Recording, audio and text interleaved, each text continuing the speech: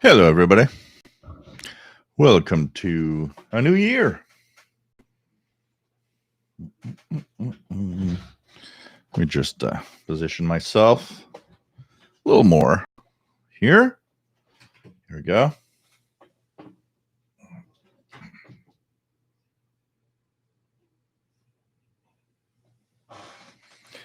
And welcome, everybody.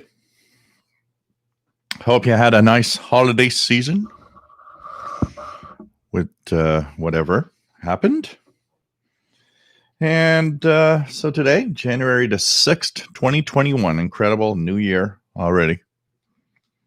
If anybody had told me I'd be listening to shortwave radio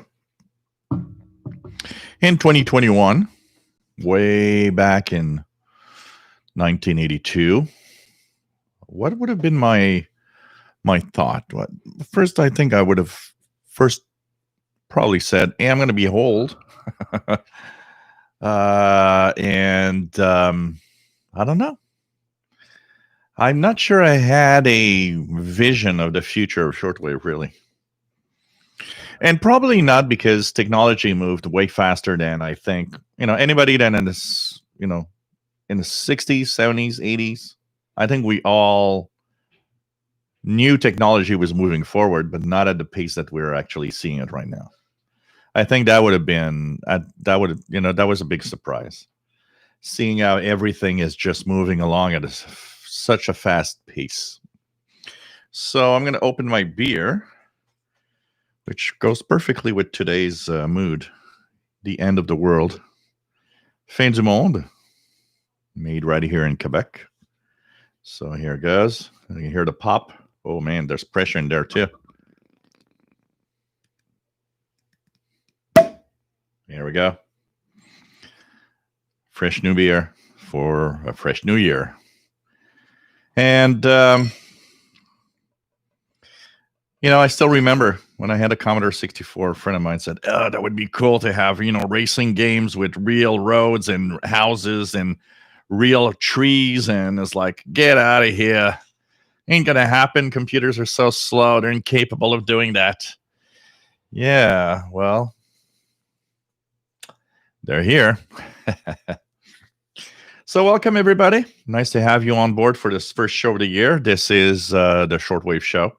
We are here twice a week on a Wednesday, 7 p.m. Eastern, or for a lot of people, it's actually Thursday, 0 hours Universal Time.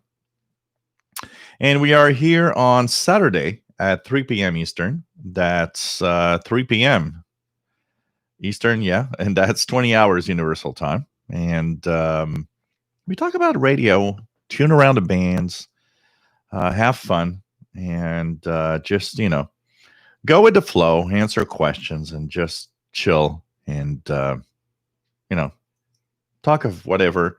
It's a great place for, even newbies, because what is cool here is that people are super friendly and, they want to help out. We've all been there. I said, how many times I said it? We've all been there, not knowing anything, wishing somebody somewhere would be there to help us. Maybe sometimes not asking a question because we just think it's dumb. And in reality, it's just a question. You just ask it. It's fine. We're not born with shortwave radio knowledge. We're not born with, knowledge of anything, actually. There's kind of a basic instinct that we go through, but we're not born knowing everything. We know nothing. And even at 50 years old, we know nothing. In reality, we know certain aspects of our life, but, we're still pretty ignorant of a lot of other aspects of life. And that's the beauty of, having friends and having people all around. Learning new things every day. And, how many people around the world right now have no idea what shortwave radio is all about, or even what amateur radio is. It's crazy. We'd be surprised. A lot of people think that there's, the category of people that think that all of this is old stuff, that doesn't exist anymore. And there's a category of people that that have no idea.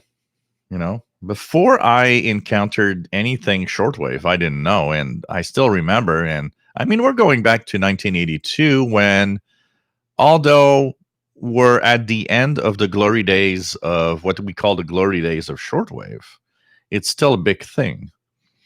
And even in 1982, nobody really knew around me what shortwave radio was all about. And when I did that French class, talk about radio, shortwave radio, we had to talk about one of our favorite subjects. People were so amazed, and I still remember people looking at the cards and the letters I received. There's of course that side that we were in the Cold War, so anything from the Eastern Bloc countries was like amazing. And I remember everybody being so impressed by the Radio Moscow QSL cards and even the letters, and the big envelope I still remember with radio. I still remember the first time I received it, was like, what is that? Radio Magba. It says Magba on the envelope. Actually, it was their own alphabet, which was a Radio Moscow actually. And I probably, some of you do remember it. Big white envelope with a big blue line and said Magba. I always pronounced it Magba, but it was kind of cool stuff back in the days, and I think it's still cool stuff today. I look in the Facebook group and see all the people receiving QSL cards today. A lot of stations have moved on to EQSL though, and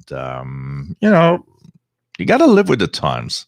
I understand there's a lot of people that are kind of a little sad that, I like to receive it in the mail, and I get it, but I'd rather have an EQSL than not have a QSL at all. If you're going to send me an EQSL, it's fine. And here I got a printer. So what I do is I print them on photo paper and add them to my, I add them to my collection of digital cards, because I scan pretty much. I still have maybe a couple of hundred cards to scan on my collection here before it's over. But so I add them to my digital collection in the computer and in the cloud, so I don't need to lose them. But I like to print a copy on photo paper just to, kind of have a paper copy of it, which I find cool. So, it's better in EQSL than no QSL. I think that is important to understand. And for the rest, well, times change. And there's a lot of different things. And, we talk about shortwave. There's going to be an article in Radio World where they're going to talk about shortwave radio. And actually, was interviewed or participated in answering some questions for that Radio World article, actually. So you guys are going to see my name in there, and the shortwave channel too. And actually, I had I was privileged to have an advanced look at that article, where a lot of people still mention, shortwave radio isn't dead. There's a lot out there. You just gotta find it. And I think one of the biggest problems, I think, with the fact that people that say there's nothing there is our target areas. In North America, it's a complex thing. If you have a lot of noise, you're being washed out from a lot of signals. And you might say, well, you know what? There's religious stuff, and I don't see what else. And I get that all the time. I get that pretty often, actually. People saying, well, I hear the religious stuff, but I don't hear nothing else. And, that is a sad thing, because your first minutes, your first hours with a shortwave radio probably defines what's going to happen next. I was privileged that my first few hours with my DX100 was in a time where there were tons of things on the air. And so what happened is I was hooked immediately. Now, if we forward to 2021, I can imagine somebody somewhere not really knowing this. I'm not talking about the you geeks out there that bought your first radio because you started watching me and are like, oh man, this looks so cool. I want to buy a radio. Because you already have some knowledge or at least a minimum of, okay, this is what to expect. Um, One of the things that I think is probably, imagine someone somewhere buying a shortwave radio because he saw this box that says, hey, listen to the world. And he gets in his home and extends the telescopic antenna, doesn't know where to tune, what to do, because there's a minimum of knowledge. And if you don't know where, you just tune around randomly. And you hear nothing because, static is static. I mean, you turn on the radio, you're expected to have static. You expect it to have noise.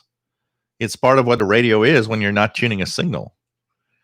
But the problem is you don't know that noise is higher than normal. You don't know that there's something that creates noise that interferes with whatever you're going to listen to.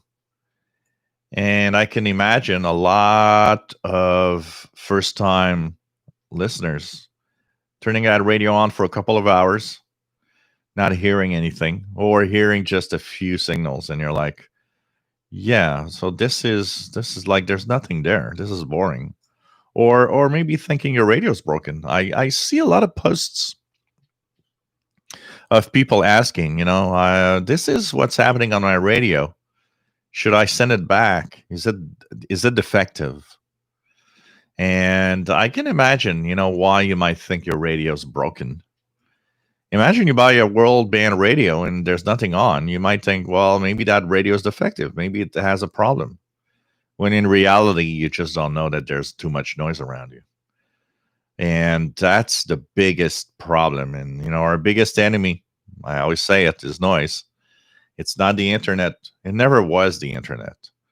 I'm kind of tired when I see people like, oh, well, with the internet, shortwave is. No, it has nothing to do with the internet. Shortwave never died because of the internet.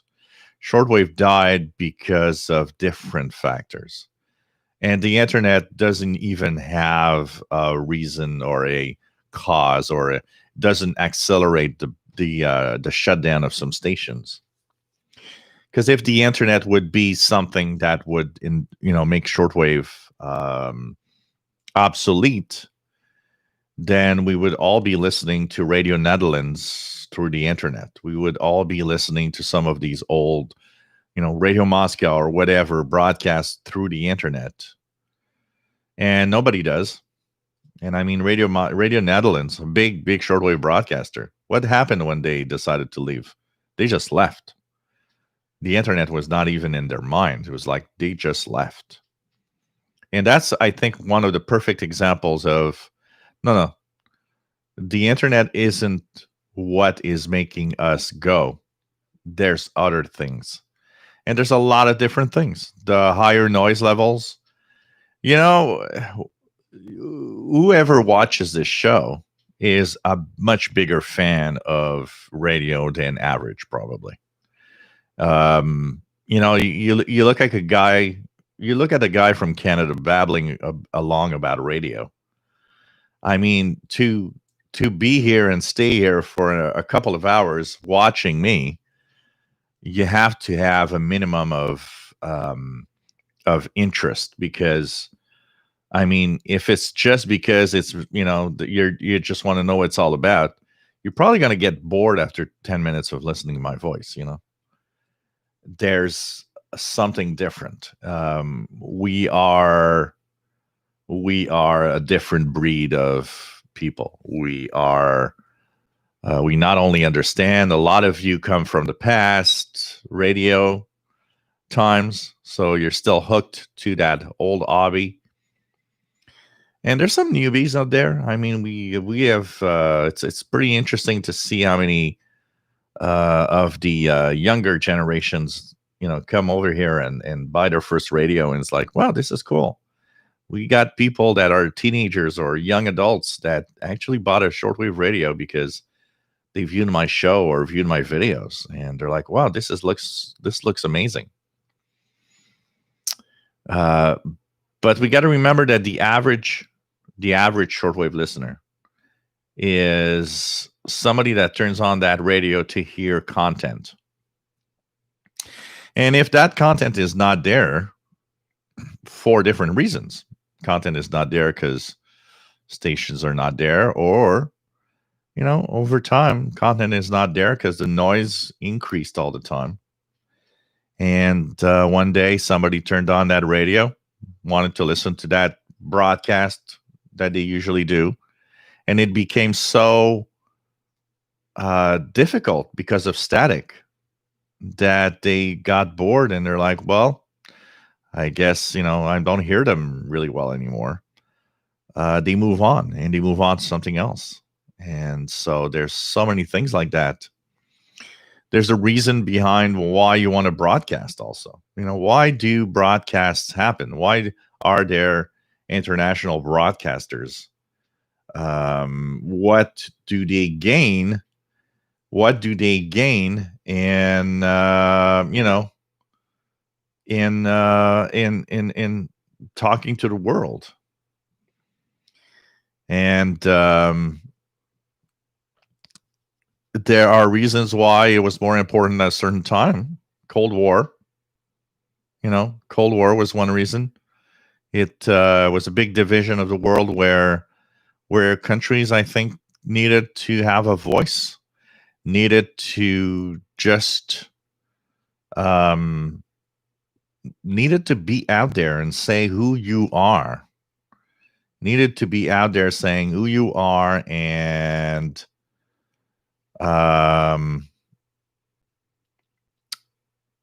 there was a reason behind it. There's still a reason to be there today. I mean, big broadcasters are still there. BBC, Voice of America, all of that. And I think what's important is to understand that,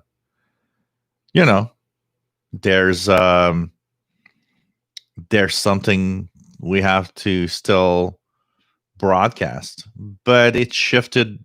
The broadcast has shifted to places where having a good news source is important.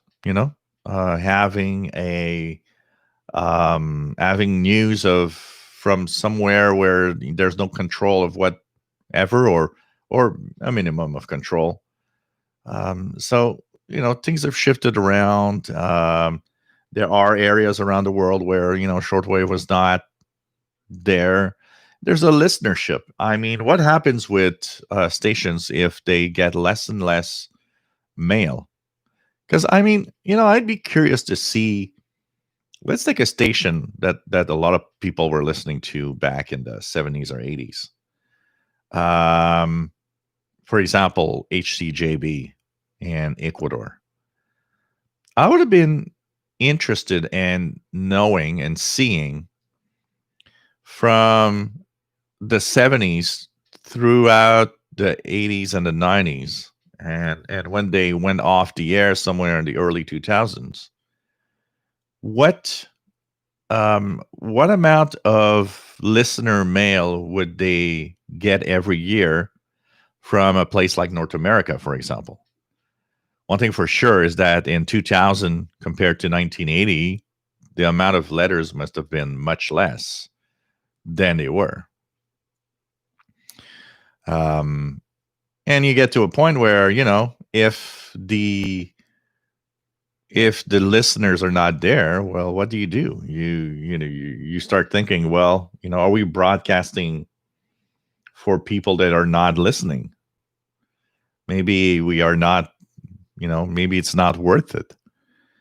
and it costs a lot of money to broadcast on shortwave. I mean, transmitter cost. These antennas are on huge land, and there's guys and people out there that get to hear and just like, well, that land is worth X millions of dollars. Why don't you just shut down and sell the land for what it's worth? And there's all of these things happening. It's like AM radio. AM radio has that problem. An FM station can be on a tower somewhere on top of a building. It doesn't take a lot of space to be there.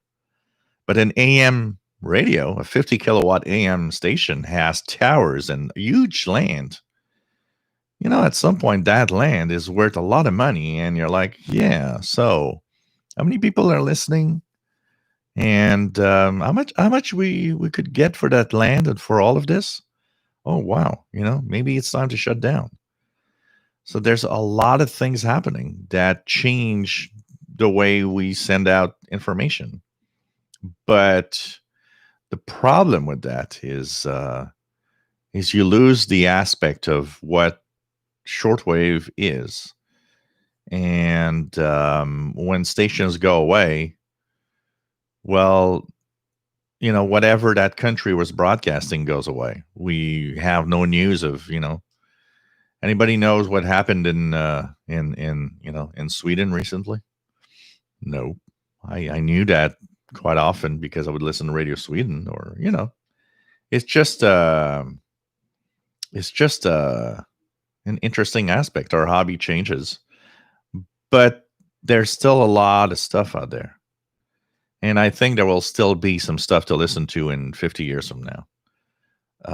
But it's different. Things move on and move along. And depending on world events, you never know what could happen. You never know what finally someday, somewhere, somebody's going to say, hey, you know what?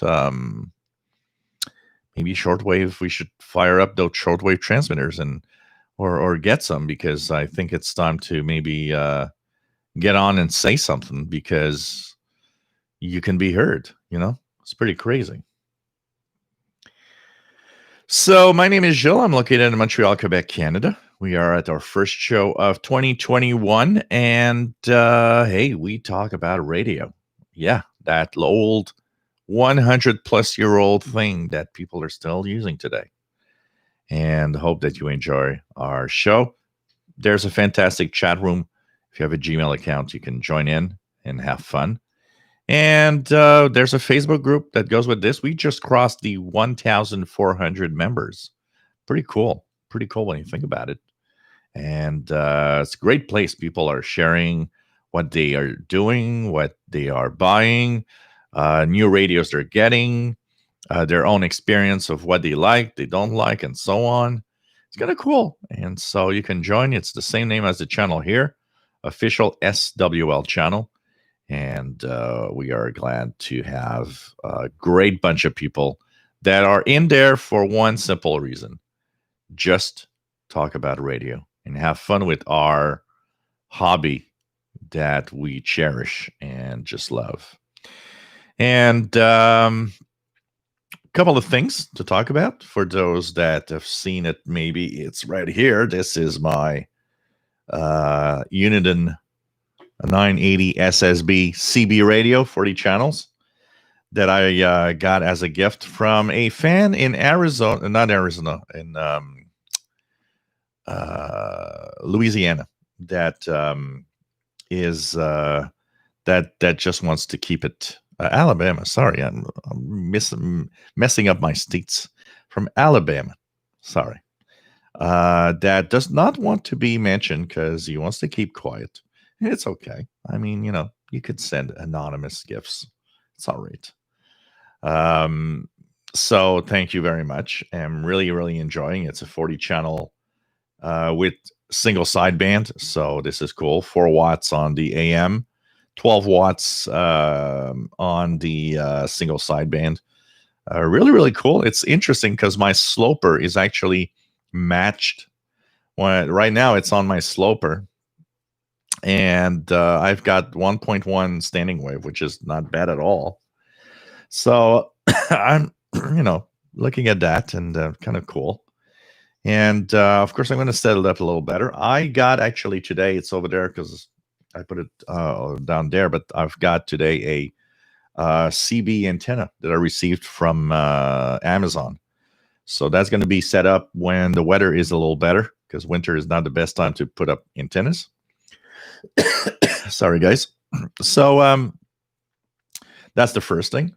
Second thing, so I've been, of course, reading a lot of comments, and a lot of people seem to be happy with them. So one of the things here, of course, is testing out radios. We're just going to take a sip here. Cheers, guys. So a lot of people are using them and seem to be really happy. And it's the AirSpy HF Plus Discovery. So, of course, you guys know that I have the SDR Play RSPDX, which was offered to me free of charge by SDR Play. Before that, I owned a SDR Play RSP1A that I still think right now is the best entry-level SDR you can get. If you have to buy just one, and you want to start out right, I think the SDR Play RSP1A is the best entry-level SDR out there, because it does a really good job at what it wants to do, and you know that you'll have something that is a pretty solid performer. So I was reading the Facebook group, and there were a lot of people talking about the so one particular post piqued my curiosity, where I saw that somebody had received the AirSpy HF Plus Discovery and was extremely happy, and actually was kind of saying that he found that it was better than the RSPDX that he owned. So I was reading that, and of course, I'm kind of skeptical because there's a lot of differences and a lot of things that can make a difference between radios. I've also had already read a few articles, including one that I believe was in the Spectrum Monitor, where there was they would compare the HF Plus Discovery with the RSPDX, and that article seemed to point that they were pretty much just very close in performance. So when somebody posts, well, oh, it's so much better than the RSPDX, it kind of piqued my curiosity. I was like, yeah, okay. I don't have one, so I can only base my comments on what I read from others. And I thought, well, okay, new year. And you guys, of course, like my reviews because I think they are rather fair in what I think. Because I don't want to push any radio more than any other. If I tell you to buy one specific radio, it's not because somebody paid me for that at all. I'm not paid by anybody to push a radio more than another. I have no reason to push one radio more than another, except for my personal experience and what I think of it. So that's where, I thought, okay, let's buy one. And so I purchased it, and it's on its way already. I got a tracking number from AirSpy US website. So it's in Pennsylvania as we speak. I just looked before the live show started, and it should be coming over here soon. So I can't wait to test that out and see what is the performance. And so it's 169 US dollars. To compare with the RSPDX 199 US dollars. But two things that the RSPDX has is, first of all, 3 antenna inputs compared to only 1 on the HF Plus Discovery. The other thing is that it goes all the way up to 2 gigahertz. It's a wideband receiver, where the HF Plus Discovery is only on the VHF range from 60 to 260 megahertz. So there is a difference there, which I understand why an RSPDX would be more expensive. And actually, they do have a version with 2 antenna inputs that is $199. So it will come down to testing and performance. What will be better, or are they simply the same? That's the other thing that's going to be interesting. I know that the HF Plus Discovery is much smaller. That is something that I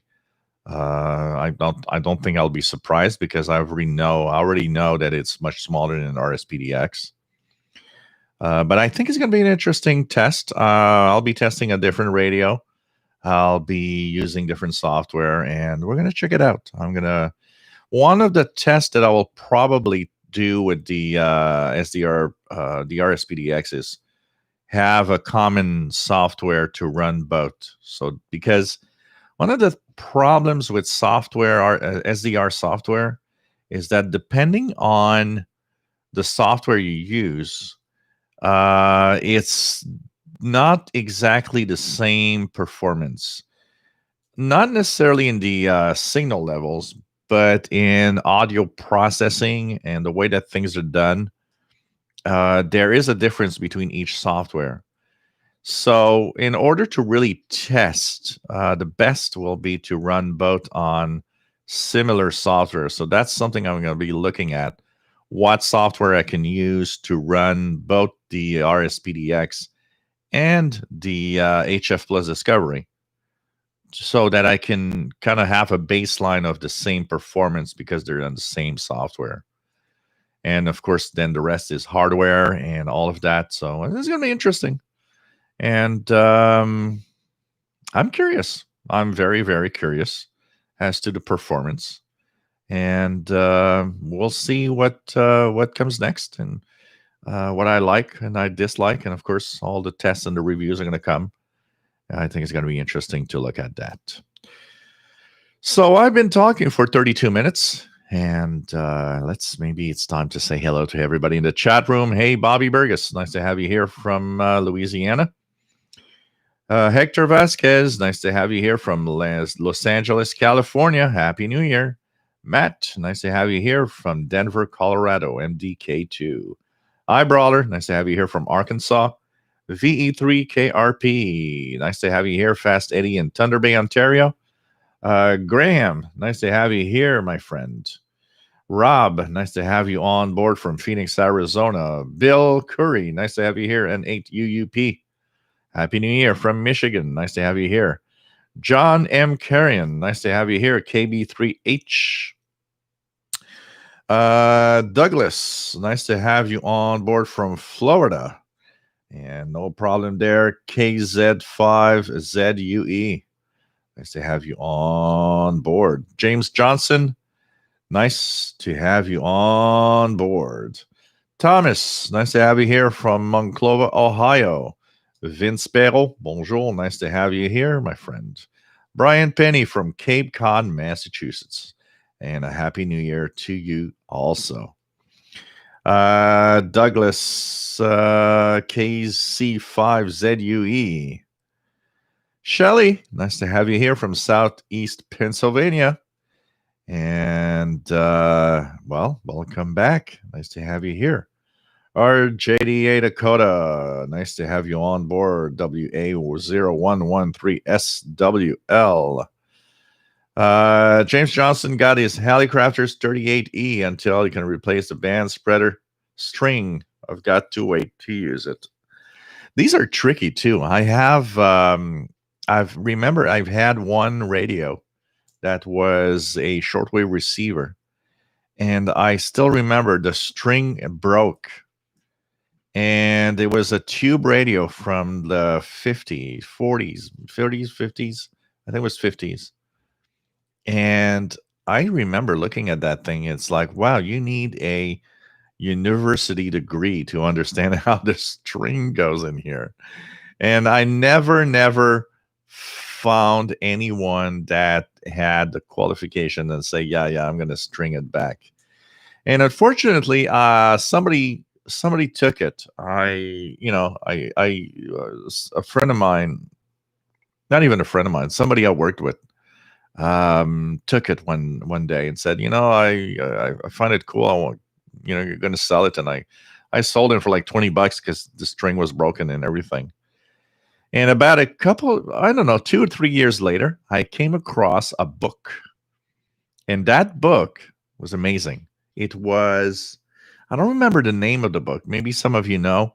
It was a book that had the technical details of thousands of old radios, all tube receivers, and in there, the exact way of stringing a those radios. So if the string had broken or anything, and you had to restring for the dial, the needle, and stuff, they had the schematics and the instructions on how to do it. On like there were like I say thousands, maybe it was just hundreds. It was a big book, and I was like, darn! And I actually flipped through the pages and I saw my radio that I had sold for $20, and I said, darn! Here's the instructions on how to restring. And I started looking at the instructions and I was like, wow, okay, well, following step by step, maybe I would have been able to actually restring that thing. But, there are things like that you just leave. It's like that big army radio I had in the 80s. I mean, it was a world kind of World War II Canadian transceiver. I should have never let that thing go. It was an amazing thing, but it was amazing while it worked, and I remember having a lot of fun with it. But I mean, imagine that today in my background here. That would have been so cool, so cool. Comaxi 1976, nice to have you here. Was telling my friend about playing around with shortwave radio, and she replied, "I thought shortwave was dead, so I had to tell her that it definitely isn't dead." One of the things that's interesting about that phrase "shortwave is dead," I think it's human nature. We all jump to a conclusion of, well, that is that. I think it's the way we are sometimes.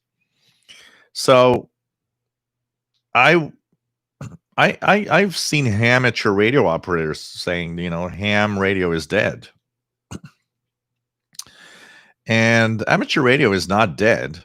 It's changed. It's different. I still see a lot of ranting of FT8 people, Yeah, I get it. There was a comment of someone who had a comment on the channel, which, is like, I'm a big fan. The guy was a big fan of radio teletype, RTTY. And he was complaining. He says, there's no more RTTY guys out there. It seems everybody's on FT8. And it's true. There's a lot of activity on FT8.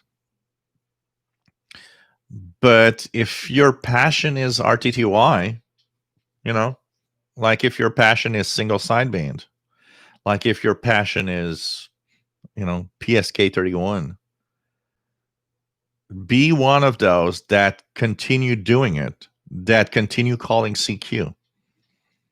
I think the biggest mistake is that there aren't enough hams that do that. There's not enough amateur operators that take the time to, they kind of take for granted that everybody must be on FT8, and I'm losing my time calling CQ on RTTY. And I'm pretty sure that if everybody that thinks that would actually call CQ on RTTY or on SSB or whatever, we would have maybe more activity than we think. But it's that, I talk about it from time to time. It's that kind of reverse. It's kind of the reverse wheel. Instead, what happens is that you called CQ 2 times or 3 times. Nobody was there. You now take for granted, I'm not going to call CQ because nobody's there. And it just goes with the flow. More hands are like, well, I'm not going to waste my time calling CQ on RTTY. There's nobody there. and it that's probably more of a band killer than FT8 is, because there's too much. We end up kind of saying, well, nothing there. I'm not going to call CQ and SSB. Nobody's there anyways. Uh, Call. You'd be surprised. You'd be surprised. I'll give you an example with that. I've listened to the CB channels all day long for the past week now, since I've had this CB radio. And I've noticed that there's more activity than I actually thought on CB around here. It's just that you got to be there when it happens. And my biggest surprise, and that I will just say, my biggest surprise, I put myself on channel 17, lower sideband, and I called CQ 3 or 4 times. I was sure that nobody would come back to me. And that was the first evening I had this radio, and I was actually playing around with it. To my big amazement, a guy came back and says, "Yeah, I'm here." Oh, well, here's where I'm located. And I think it was about, I don't know, maybe a mile and a half away from me. It wasn't that far. Well, maybe 2 miles away from me. It wasn't that far, but you don't care if it's far or not, because it's your first contact. Just having somebody answer back. And I talked a little bit with the guy. The guy is monitoring CB all the time. He says his CB's on all the time, and he's a retired man. And he was, he's a CB guy from the 70s. Always had a CB, still has one today. And he was so amazed, because that was the funny part. So I started telling him, I said, look, this is my first a single sideband CB, and I told him the model and everything. And he said, well, you sound a little thin, and I know, because the microphone on that thing isn't the best. But he said, you got a good signal, and you're coming in really great.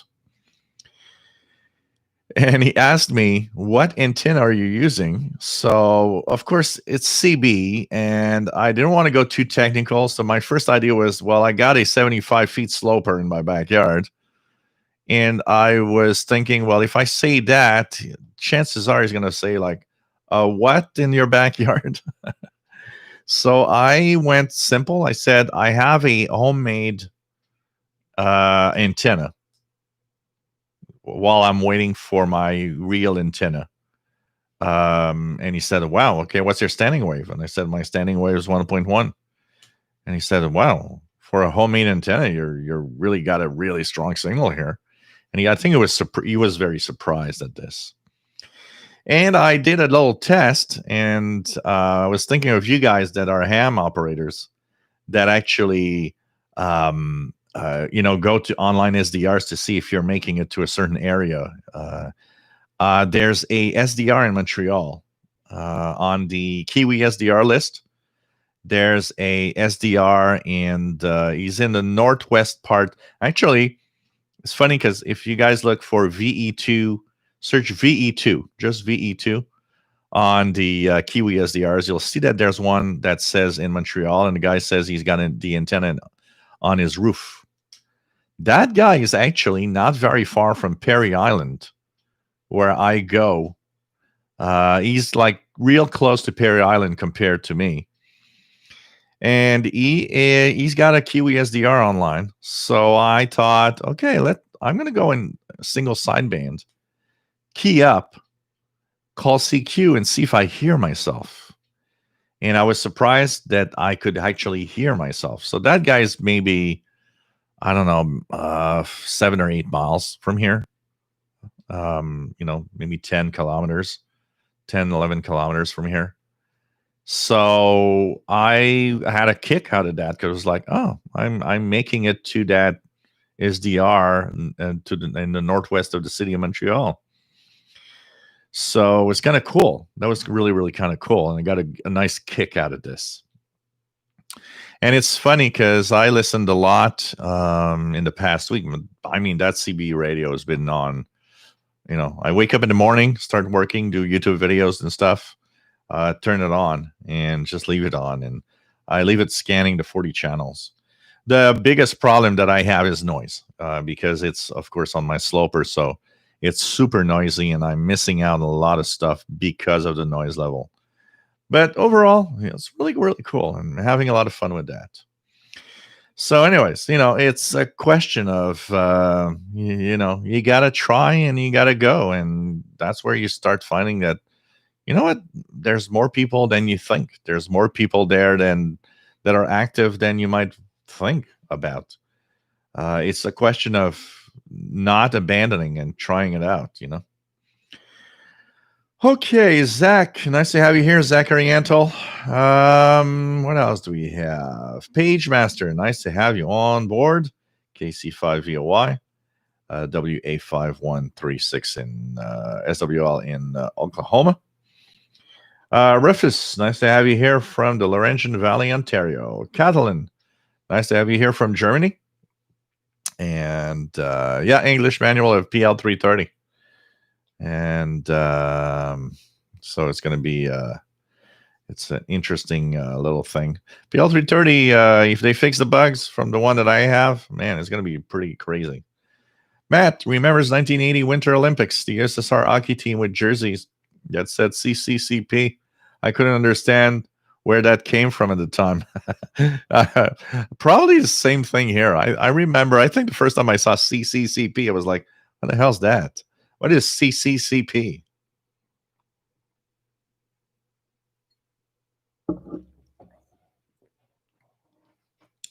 James Johnson says, problem is I listen but never write down who I hear or contact. I get too caught up in the moment. Yeah. Joseph, nice to have you here from the San Francisco Bay Area, California. Happy New Year, James Johnson. What else do we have? Douglas paying the FCC $35 for a formerly free amateur license. Yeah, we had an item on the International Radio Report because the first idea was the fee was about to be $50, if I'm not mistaken. You guys should do exactly what we do in Canada. In Canada, you pay a one-time fee and it's for lifetime. Lifetime. Walrus Sims, bands are dead tonight. Let's check that out. Anything here? Let's check the 49 meters. I think that's where I was. I was listening to, there's some stuff there. You can see it here in the waterfall. There's, I was listening to a little bit to Mali 5995 just before. And there was also, China Radio on 5990 on the, from Cuba. There's Cuba also that now has a new frequency, 9700. Are they on tonight? 9700. Am I hearing anything? Nothing right now. But been hearing that frequency in the 31 meter band a lot. So in English in the evening. What else do we have? Let me just try to go down and not miss out on anybody. Joe Michaels, nice to have you here. Hey, let's not talk about whatever is happening in whatever area of the world right now. It's, crazy times.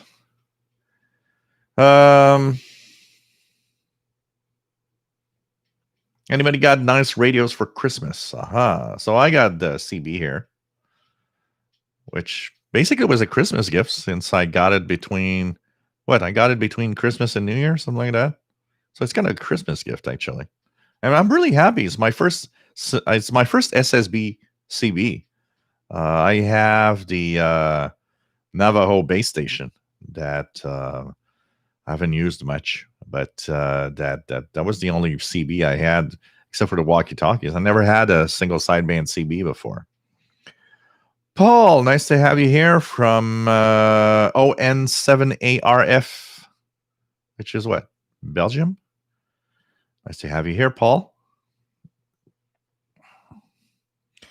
Yeah, it costs a lot of money for shortwave transmissions. I mean, if you're running 500 kilowatts, imagine that bill is like, running real high. I can tell you that. Good evening, Radioactive. Nice to have you here, my friend. Oops, I lost my little spot. Coming down as fast as I can, guys. Jeff Barry, nice to have you here from Eastern Ontario. Cap Destre, how are you, my friend? Big follower from Barcelona. Nice to have you on board. And, shortwave radio has a future. It's just adapting itself to that future.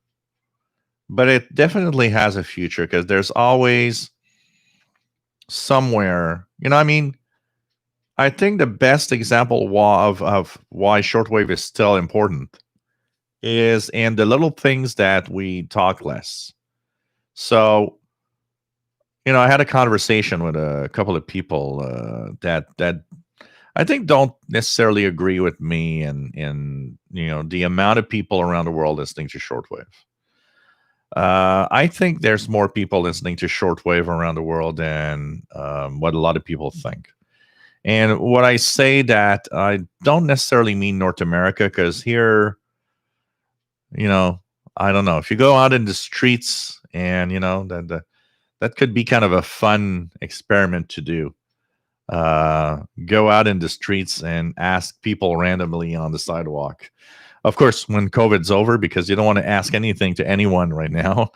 But when things come back to normal, going in the streets is like, hello, ma'am, hello, sir. Do you know what shortwave radio is all about? And if if they look at you like you're a weirdo, they don't. But in certain areas of the world, shortwave is still a hugely important source of news, and much more than we think. We got to get out of one mold that I think too many people are comfortable with, and it's the mold of everybody's got the internet, everybody's got a cell phone, a smartphone, or whatever. Well, no, not everybody's got a smartphone around the world, and not everybody's got the internet, and even less people have or can afford it. And that's where I think shortwave is important. I think we underestimate. I think a lot of people underestimate how important shortwave is. And you know what? The little signs that tell you that shortwave is important. Have you noticed the amount of clandestine stations that decided to rent airtime over transmitters for their own broadcasts? There are quite a few of them out there right now. They are clandestine stations that are kind of legal now because they actually rent airtime over transmitters of in Germany, or even WRMI, even WHRI has a few broadcasts. ISID in France has a few. Sorry, guys. If shortwave was such a unused or such a bad way of wanting to tell the world who you are, these guys would not take the time to pay for their transmissions of clandestine broadcast to Africa, for example, or whatever part of the world you want to broadcast to. And so the fact that they are paying for that shows that there's a pretty, I think that there's a lot of audience, a lot more than we might think. The other thing that tells me that shortwave is much more important than we think. Why does China pay, or they actually spend billions. China is like the USSR in the 70s and 80s with those jammers. They're spending billions in jamming signals. If there was no importance in shortwave, let's go back again. China is a weird country. It's one of those countries that is technologically really super advanced in some areas and still very, almost like, 100 years behind in other areas. And so there are people in China that still don't even have a phone. And there are people in China that are living in a super high tech environment. If shortwave is such a antiquated and old technology that nobody listens to, why does China spend billions in jamming everything that is not what they want to have their population hear? It's simple, because their population, there's a hell of a lot of that 1 point some billion people that have shortwave radios and listen to broadcasts. So, you would not spend that amount of money if there weren't people listening in. So, these details, what they tell us is that, oh, you know what? There's more people listening to shortwave than we think. And I think there's a future there. What else do we have? What else do we have? It's all by transmitters and become pirates, says John Braze. Dorku Niku, nice to have you here from Romania. Nice to have you on board. David, KJ4CMY, nice to have you on board, my friend. Always nice to be here. Yeah, absolutely, Rob. It was kind of a Christmas gift for me. It's that CB radio. It's not just the it's like, it was kind of cool. It's kind of cool. Joe Michaels, what do you think about internet radio? I have one here that's going to be useless in 25 days from now. A St. G and WFR20 that is based on the Receiva database.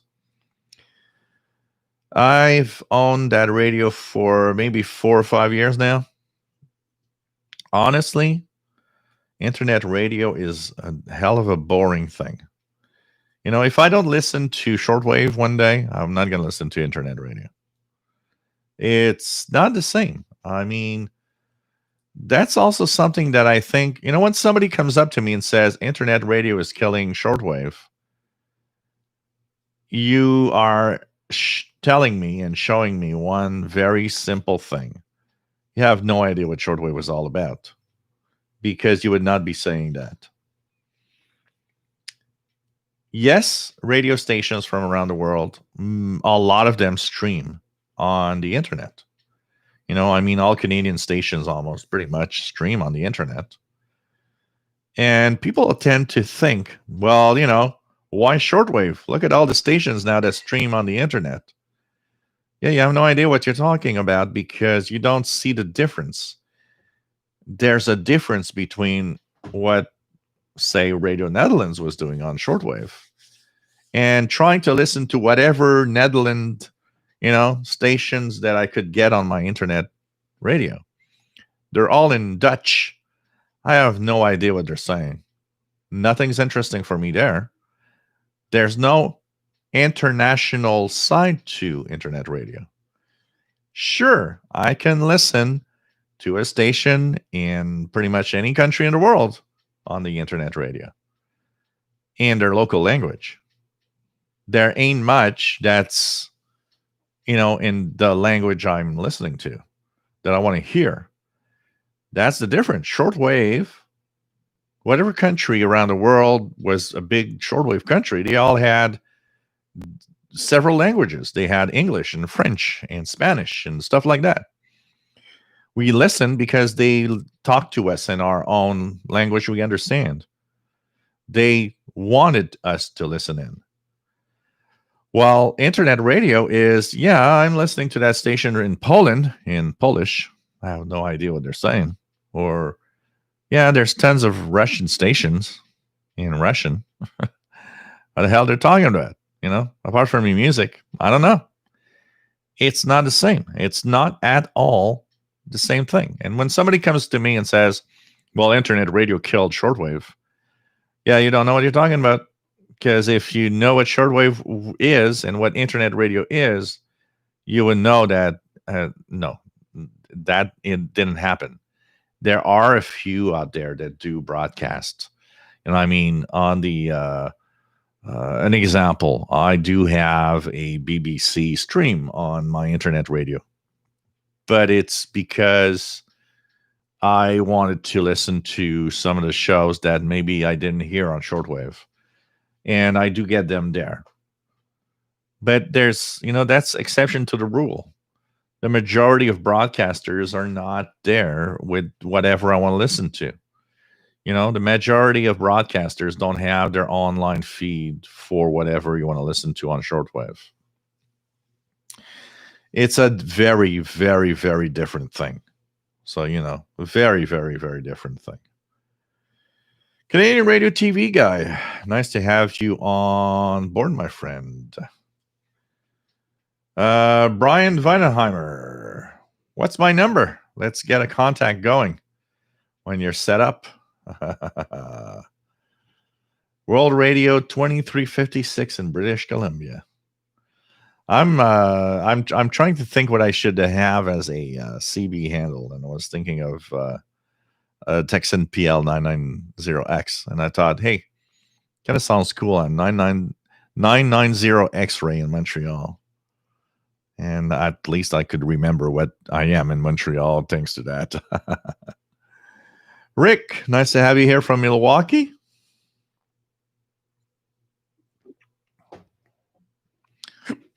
Cool, David. Enjoy. I mean, the RTL SDRs are the low grade SDRs, but for a starter and understanding how things work, they're great. And they do, there's some stuff in there to test out and work around and get a hang of things, Robert Prosper, nice to have you on board. Wish I could tune VOA this evening. Glenn Zekman, nice to have you here, my friend. Radioactive, very strong AM signal on 12500. Sounds like Chinese. I would put my hand in the fire just to say that pretty much probably is CNR1 or the Chinese National Radio 1 jammer. 12500 sounds like a frequency from Sound of Hope, Taiwan. So I'm pretty sure it's CNR1, the Chinese national radio jamming. Rusty Rails, the Bearcat is a great radio. You will enjoy it. I have the same radio. We enjoy SSB here in Arkansas. PageMaster Spectrum Monitor January 2021 still available. You just reminded me. I think I didn't renew my subscription. I need to do that. I'll do that after the show. Zanzibar.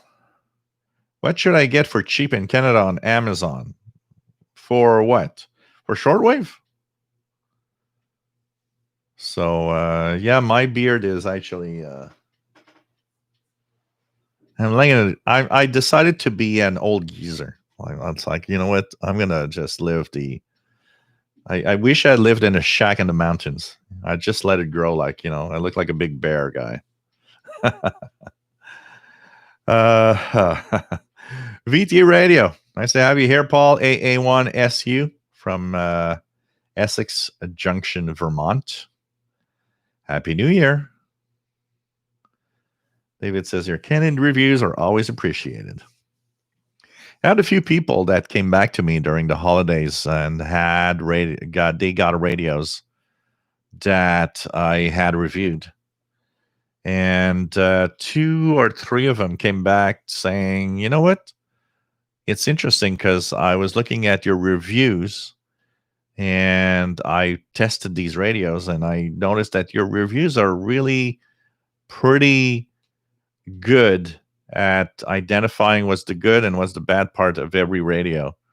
And actually, one said, you know what? If I'm buying a new radio, if you reviewed it, I'm going to look at your review before because I noticed that you're very fair. You don't give an advantage or not to something that doesn't need to get, you're not going to make a radio look better than it actually is. And if it's crappy, you're just going to say it out. It's crappy.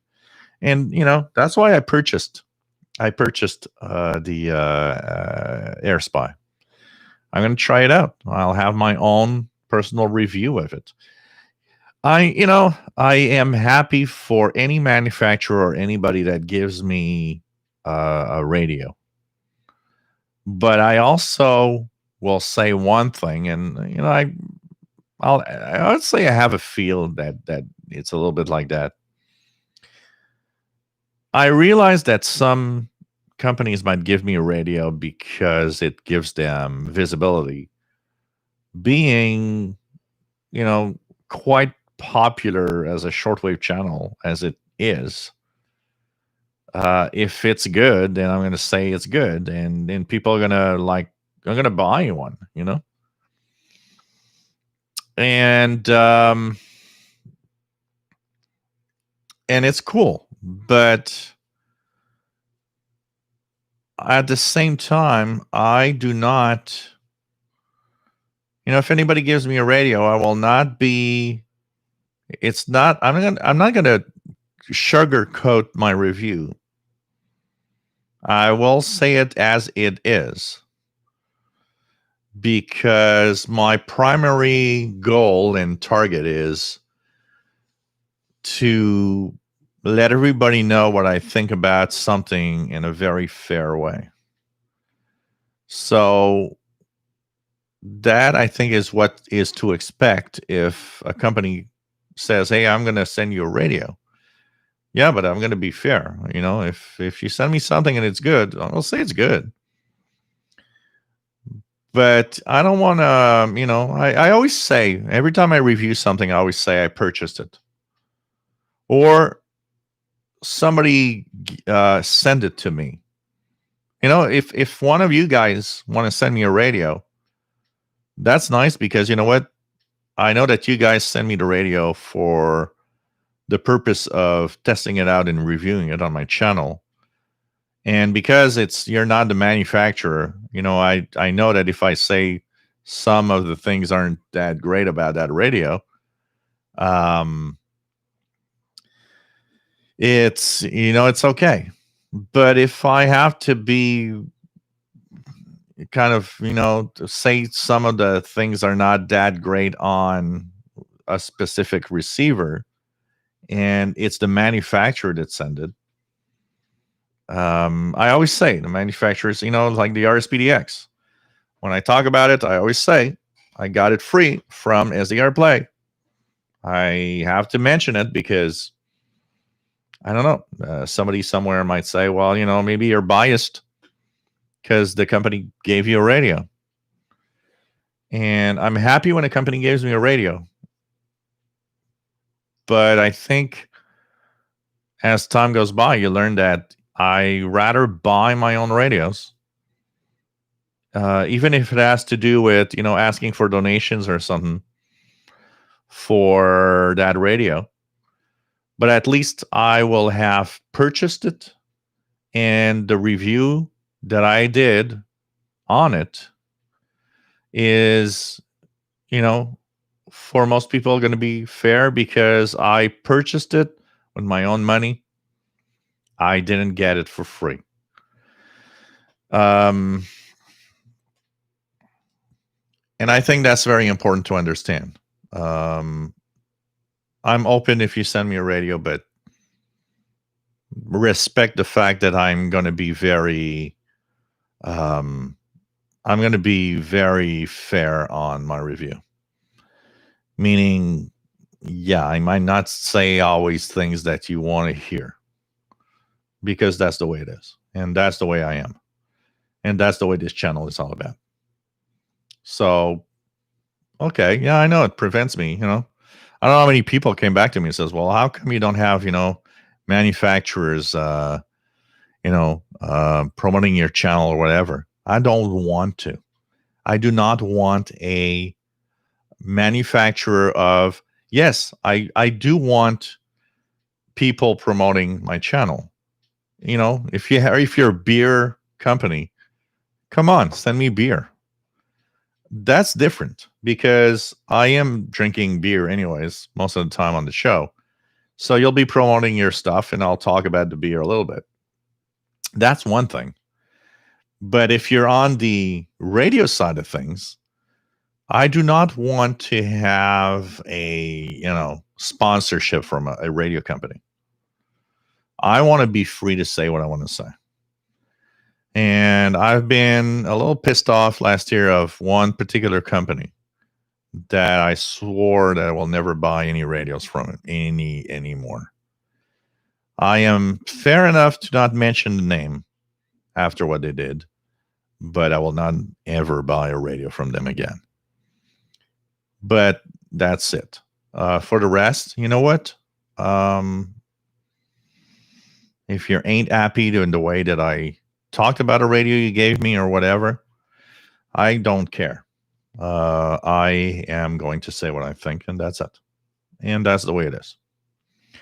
I like my Texan PL990X, but hey, Texan, you're really super crappy at synchronous detection. It's the worst thing that I've ever seen. I'll say it. I'm happy to say it because I don't owe you anything. And for the price that it sold, sync detection should have worked better than that. But for the rest, I still love the radio. That's an example, maybe we could say that. Why the hell does XH Data D808 or whatever DSP receiver actually mute when tuning? Can you guys do a decent radio that doesn't mute? Hey, lighten up. It's annoying everybody out there. I'm pretty sure you can do one radio with that DSP chip that does not mute when tuning. I can say it. I'm free to say it. And I will not promote a radio because of anything. I will promote it because I love it and I know that its performance is there. That's the thing. And that'll always be what this channel is all about. So you know what? You can take your sponsorship and do whatever you want with it because I will buy it. And if, I need help, I'll ask for donations. And that's the way it is with the AirSpy HF Plus Discovery. Purchased it with my own money. I'll say exactly what I think of it. If it's good, I'll say it. If it has bad sides, I'll tell the bad sides. I will just be fair. And I can do what I want. Nobody is behind me saying, well, we gave you $1,000 radio, so you should be, you should be nice. No, I'll never be nice on a crappy radio. That's all. And cheers, everybody. Paul in Vancouver, BC. Nice to have you here. Noodle Ham Operator. Nice to have you on board from Georgia. KO4DFJ. Keegan. Nice to have you here from Northwest Arkansas. Happy New Year. Canadian Radio TV guys. So what you need to do, the RTL SDR, is it the V3 or just the cheapest RTL SDR?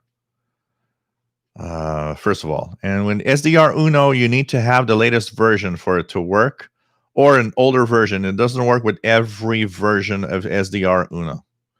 You need the driver installed, the Zadig driver, because the RTL SDR has a chip, and Windows thinks it's DA. It's like one of those Asian HD TV dongles. You need to use the Zadig driver to replace the Windows driver. Matt, SDR console. more direct between SDR Play and RSpy, but the SDR also runs both. But the TIOs are quite different on that one.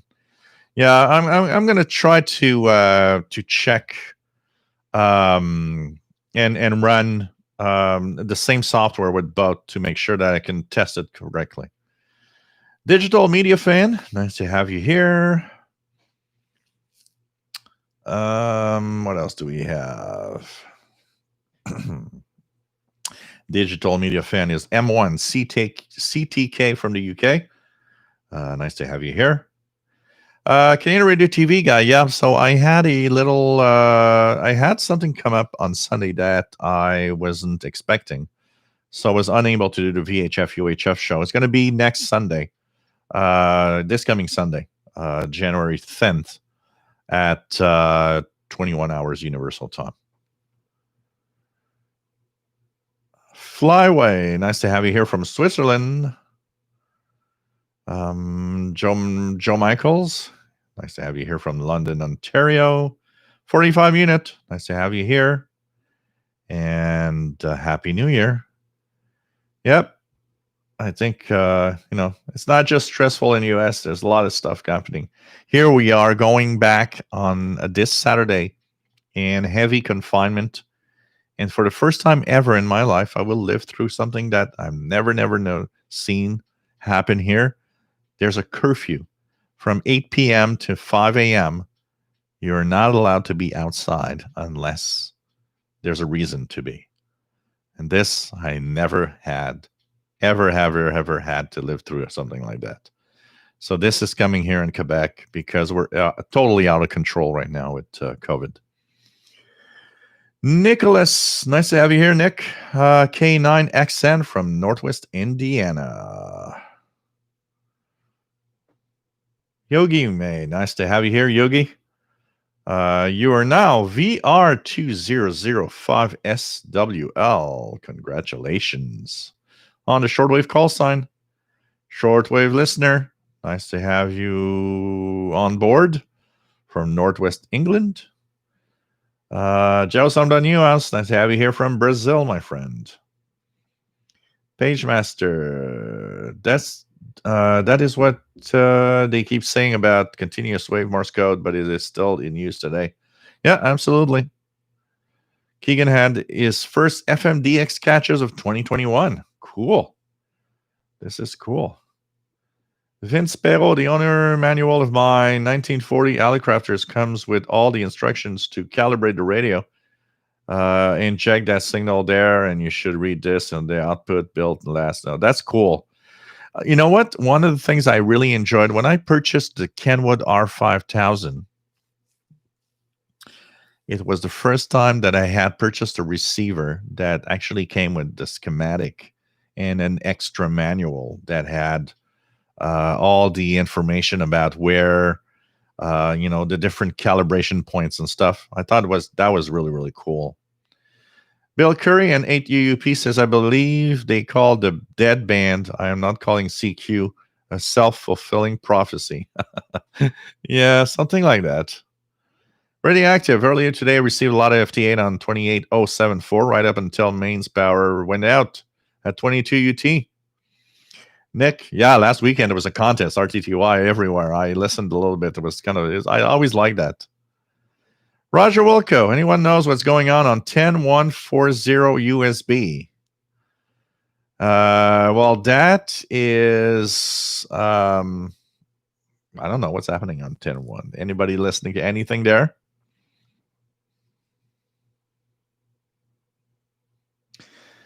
NH Olmsted, I'm on that SDR now. Thanks for telling us about that. Cool.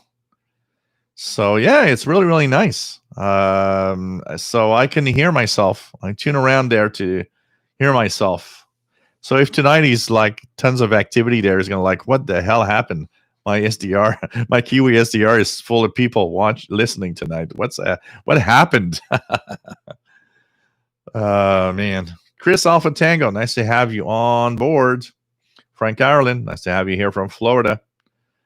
Yingli CA, nice to have you here. VE3TYA. Trim Valley, Mr. Bale. Nice to have you here. A couple of days ago, saw 13630 lose its carrier for about a half a minute. Upper and lower sidemen were still strong. It could happen. It could happen. 11910. Not frequency I usually hear anything that is...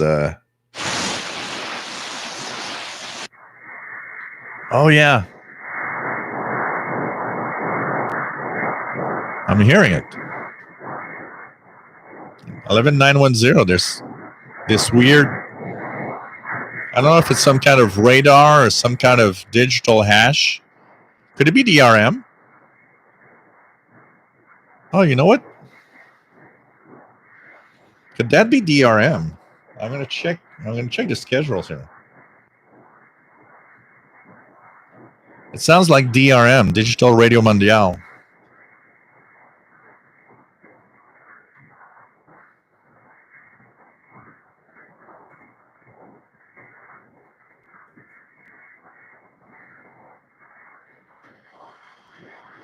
Yes. It's from Brazil. It's from Brazil. 11910. It says EBC digital test in Portuguese to South America, and this is from Brazil.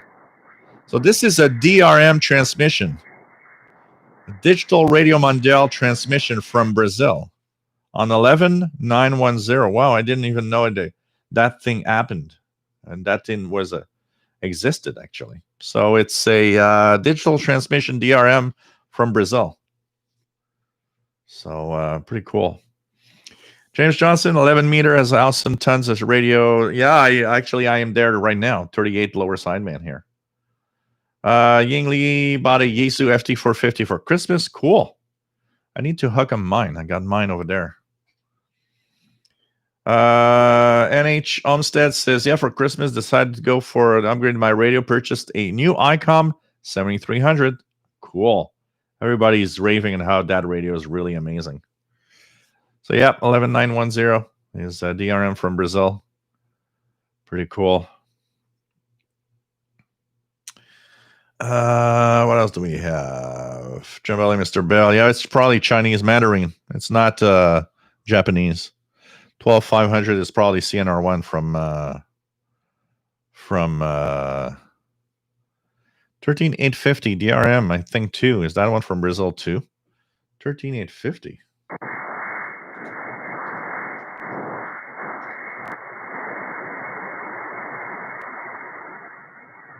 Not really hearing anything here. 13850. Anything there? 50. It's China. 13850 says that from 0-100 to 04 UT, CNR1, the Chinese National Radio 1, is in DRM from China. So that's China on DRM.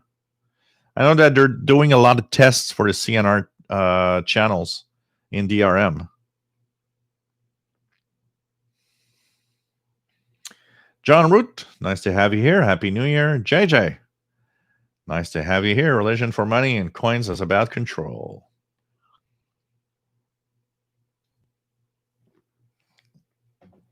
Solar Drew, nice to have you here. John Root is from Central California. Pretty cool. James Johnson, what have you decided to use for an antenna for your 980 SSB? So right now, I'm on my Sloper because it was the only thing available that also had a PL259 plug. And I actually received a dedicated CB mobile antenna for the 980 SSB. But I have to wait until the snow melts to put it up on the shed. A little further away, but on the same metal shed that I have my my VHF UHF antenna. So that's probably going to be the antenna I'm going to use. Right now, the sloper works okay, but I don't think it's the best either. But it seems to do a certain job. Hey, Andre, Cool AM Radio. Nice to have you here. Happy New Year. Randy, Riverside, California. Nice to have you here. Tom DXer, WPE2QED from Hudson Valley, New York. Nice to have you on board. All right, JD Dakota says there are some international broadcasters that use internet radios such as Radio New Zealand, ERT Voice, but it's true internet radio is a very niche but very different medium. Yeah, I mean, there are, absolutely. I mean, you could listen to the BBC, you can listen to VOA, Voice of America. They have streams on the internet, but it's not the same thing. I mean, except for a few broadcasters, most of them do not have any streams of whatever on the internet. Jim from Rhode Island, nice to have you here. Harry Henderson, nice to have you here from Delaware. N.A. Trumstead, Radio Cuba, assuming now transmitting on 9700. Yeah, that's their new frequency. It's not very good here right now tonight. Was better on other evenings, but I've been hearing them quite well sometimes on 9700. I don't know about you guys. I have the impression that for the past few weeks, Radio Havana Cuba has been having better audio. I don't know if it's because they finally fixed whatever's wrong, but man, it sounds better suddenly. Clark Jelson, nice to have you here. KB9SJD from Wyoming. Dan V, nice to have you on board from Ohio. Wishing for sunspots. Yeah, the sun is pretty quiet. Since the new year, the sunspots is gone. It was like, okay, we're going to show up a little bit for 2020, but now we're going to just, forget it. We're not showing up in 2021. But we should have a lot more this year. I think solar activity is a little quiet right now, but there's ups and downs when the cycle starts going. So I think we're going to have a lot of propagation and of sunspots coming for sure. A lot of sporadic e-skip in the last week. I left that CB on, so of course I was at the forefront of, oh, look at that, sporadic e-skip. That was like 3 or 4 nights in a row where CB was alive with signals from everywhere. It was pretty cool, up and down the East Coast. What else do we have? Snaggy Gold 57. Nice to have you here.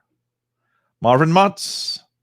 DSP has to mute during tuning because the software takes time to respond to a new station.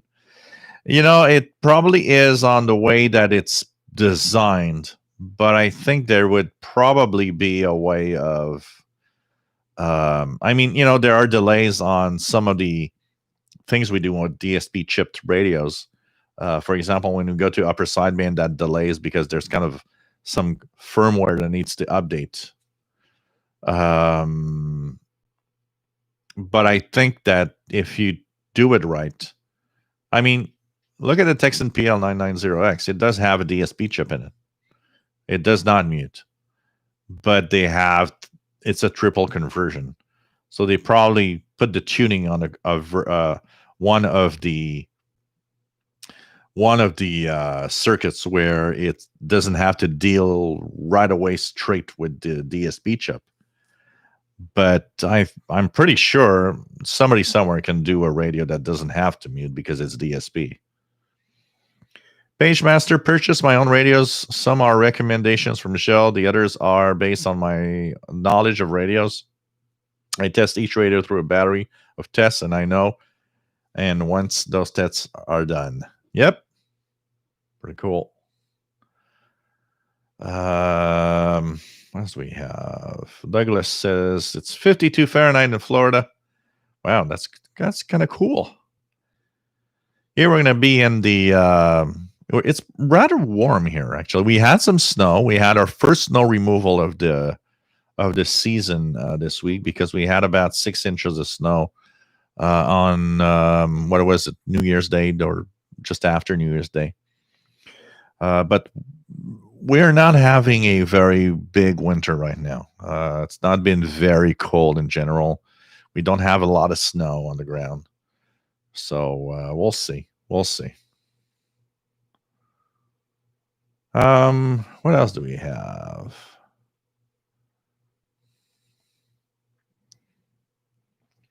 Keegan's got the Sanjin HDR14 HD radio in November 2020 after watching my review. Cool. And you're happy with it? Julio Campos, nice to have you here from Costa Rica, my friend. VTA Radio says on Monday evening I worked 23 JA stations on 20 meters FT8. So a lot of the Japanese stations. Cool. Cool.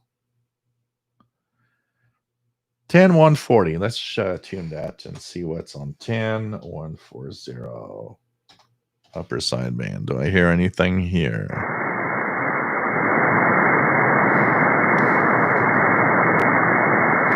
So I got nothing here. So I don't know what you're hearing there, but I've got nothing here. Christine Morales, nice to have you here. Dimitri Lavrinovich, nice to have you here from Minnesota. Jing Jing from Connecticut, KB10, nice to have you here. K6YYL, nice to have you here. Kimberly from California. BT Radio, loud and clear of 11910 in Vermont. DXport says, have you found the R30 gets better medium wave reception when the bar antenna is turned off? Well, you know, one of the things about these small portables is that, like the R20 also they had before, and the ferrite antenna for reception in those radios is very small. So the medium wave isn't that great. I mean, it's okay, but it's not that great. And if you turn it off and put an outdoor antenna, it'll be definitely much better, I'm pretty sure, on the R30. I haven't done medium wave test really on the R30, but I wouldn't be surprised an outdoor antenna is much better.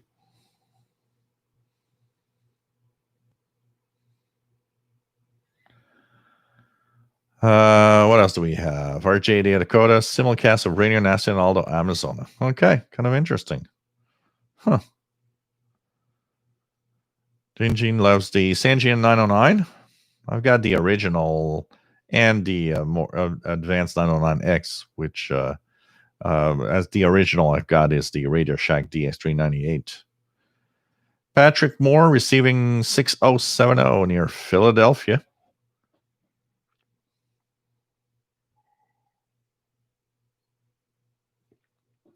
Yogi says China does tons of DRM for a while, even North Korea. Yeah, because I remember they were talking about how they wanted to convert a lot of the CNR1, the Chinese National Radio 1 broadcast on shortwave into DRM.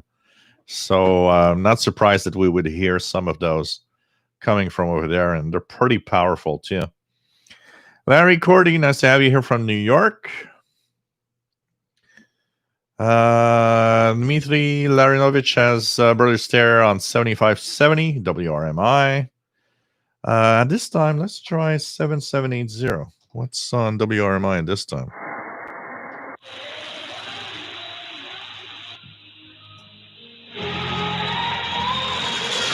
There's some music on 5850 and 7780. I don't know what broadcast that is. Kimberly, looking for a new toaster. Found a toaster with a radio in it. Really?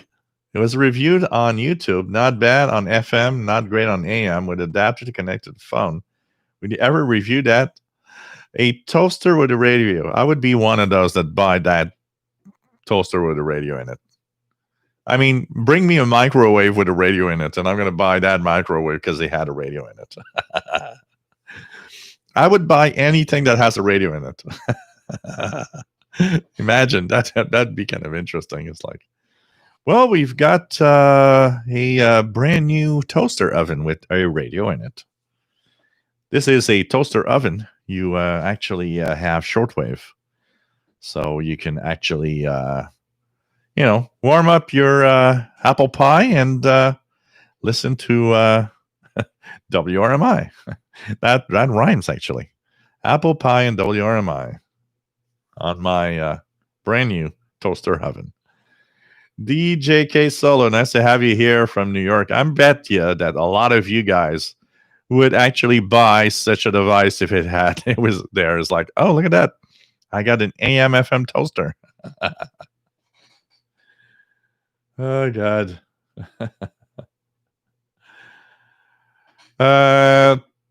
Tomer H. Ricker, nice to have you on board. Keep watching your videos about receiving, but don't know where is my location.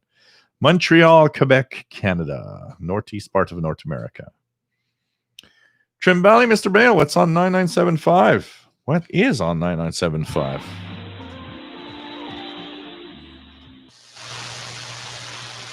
I don't have anything here. Nothing here. Patrick Moore, something on medium wave 1710. Yeah, well, that's one of those frequencies where there's a lot of stuff, including like those travel information stations that could be very weak. Eric Cottrell, nice to have you on board. Been busy and almost forgot about the show. Did you get a chance to explore SDR Uno more during the time off? My time off turned out to be more hectic than I thought, but I do need to do more. I want to try. I'm so sorry because it's like I need to really sit down and do it because I want to try your plugins and all the plugins that I've seen for SDR Uno. I need to take the time to sit down and do something with that. I've been my holidays was nice, but I've had a lot of things that were to do that were not that I didn't think I had to. And you guys, some of you know, I'm taking care of somebody that is very sick, so it's kind of a very complex situation. So, one afternoon I'm going to sit down and I'm going to think, hey, this afternoon is when I'm going to do this. And then I get a call and it's like, well, you just grab the afternoon. You got something else to do for that time. And then when you come back, especially when you take care of somebody, you come back, you're kind of extenuated. You're like, you sit down and you're like, okay, what do I do? Am I going to do videos? I don't feel like doing nothing. I feel like watching TV or Netflix or something and just, so it's not always easy. And as time goes by, it's going to be worse. So it takes a lot of my time, and I have a lot of difficulty finding time to really actually sit down and do stuff. So, but I truly want to take more time. I want to take more time with SDR Uno. I want to take more time with maybe, with the fact that I'm going to get that AirSpy HF Plus is also going to help me like sit down and take the time to do a lot more. John Limiter, do you think I should get the PL880 now or hold on and watch for the ATS 909X2 versus PL990? You know what? I saw something that made me laugh. If you go to the Amazon, so on Amazon, there's a St. Gian store. And if you go to the Amazon St. Gian store, get this, guys. They're selling the ATS 909X2 $1,149. When I saw the price, I just thought, are you effing crazy? It's not worth that. I already have a hard time with the euro price of 360 euros. Come on, be serious here. You want to sell that thing, you better sell it at a decent price. I will I haven't tested. I haven't used it, and I haven't seen a lot about it. But after what I do own the original DX398, which is the 909, I do own here. I do own the second version that came out, which is this. I mean, look, this is beautiful. This is absolutely beautiful. Let's give them the prize of the really, really beautiful radio. This is absolutely gorgeous. Okay, we can give them the winning prize of the most gorgeous radio because it is sexy and it is nice. The thing is, I have a hard time with the St. Gian ATS 909 because of a few flaws. They're not, they're not flaws that prevent you from listening. I mean, I've used this last summer more often than I actually thought I would actually do it because I used an outdoor antenna, and with that, it works great. I mean, with an outdoor antenna, this is a rock and roll radio. But I find that there's so much offering out there at a decent price, a lower price than this, that perform well. That's where I have a hard time selling somebody to buy one of those. And if the 909X2 hasn't fixed the slight deafness that it has with the telescopic, because it does have one. I see people that own one that have that denial of whatever. It's like, it's not deaf. It is. I'm sorry, it is. It's obvious. It is.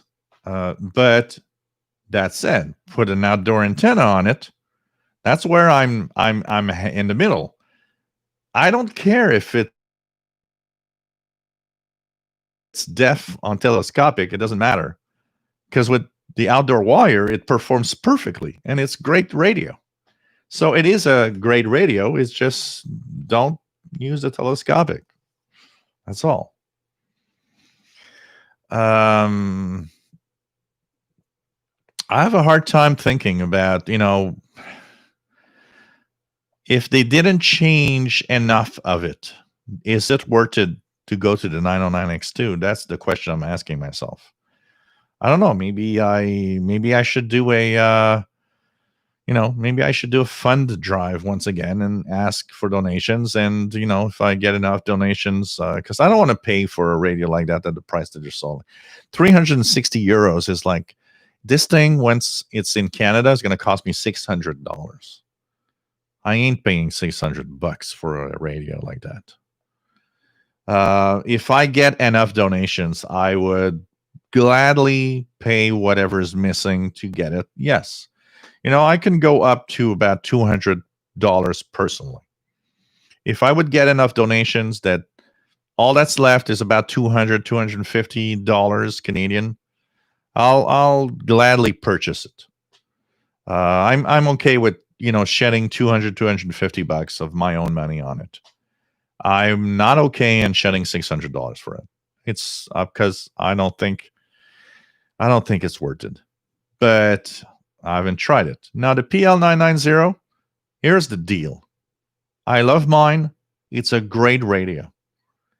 It's not perfect. The sync detection is the crappiest detection ever.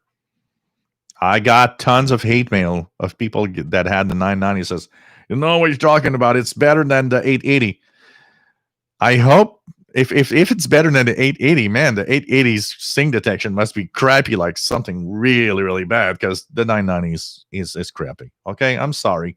Sync detection is crappy in 990, and please do not email me or tell me anything else. It's crappy. Stop telling me that it's not. It's not because it's worth it's $235 US. They have to sugarcoat the sync detection. That's the crappiest thing in the world. I say it's the crappiest thing in the world. It is. It's all. Okay. The rest of the radio is great, though. And I'm not a big user of sing detection. I don't miss it. I do enjoy the radio for what it is in many other aspects and love it. But you know what? I'll say what I always say. The 880 is a 990, roughly. It misses out on a few things. No Bluetooth playback, no SD card playback. And probably what is the major difference on the 990 to 880 would be the fact that 990 disconnects the ferrite, the internal ferrite, when you plug an external antenna. And for AM, medium wave, or long wave DXing, that could be a big thing. Remove that. You know what? The PL880's killer radio is a great radio. You're going to save money if you take the 880 over the 990 if you don't miss out on the little things like the ferrite being disconnected. If you don't miss out on the fact that Bluetooth exists so you can play your smartphones. You know, honestly, I've used my 990X so much in playing podcasts that I normally listen through my phone. But now, because the 990 has such nice audio, I play those through Bluetooth on the 990. I use it as a speaker, basically, as a Bluetooth speaker. I've been enjoying that. I haven't used really much the SD card playback. I find that if they wanted to do a real killer radio, you know, let's say that sing detection is crappy. If the 990, they would have took the time to have a recorder for recording what you listen on the radio to an SD card, that would have been the best radio available in 2021. Because you could record easily everything, you know. You know, they have that case that they sell with, you know, and a recorder and a lot of stuff. It's kind of a nice, you know, higher end case with the radio in it. Why didn't you just put a MP3 recorder in the radio? Come on, guys. If the Tivdio V115, that is a $20 crap stuff, actually does record on SD, I can't believe you can't do it on a 990. That they missed big time on that one.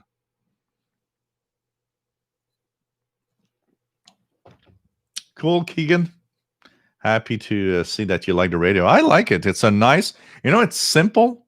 The Sangean HGR14 is simple, but it does the job of what it needs to do, and it really works well in doing it. Have you, Keegan, just out of curiosity, have you tried DXing a little bit on the AM band with HD?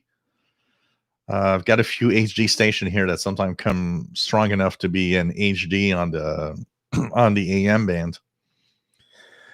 Robert Rodriguez, nice to have you here. Enjoy the channel. Thank you for doing what you do. Thank you very much. I'm happy to be here for that. Abe Lincoln, nice to have you here. Says would go with the 990 for everything but FM. FM is good on the 990. I don't know. I'm not a big DXer of FM, so I know that I'm not probably well positioned to. I can say one thing. 990 FM is better than a lot of radios I have, but I don't know. Maybe it's not, you know, that great either. I can't, you know, it's better than the ones that I have that actually can't even hear whatever, you know, station I want to hear. Keegan's got a Radio Shack DX402. James Farley, nice to have you here from New Jersey. Erica Chall. I expect with the R30 and some other small portables that the receiver could overload on medium wave and external. Yeah, that is very, very possible, Eric. I would need to actually. I should try that. Maybe I should try that tonight and do a couple of videos. plug in my MLA30 loop on the R30 and go to the medium wave band.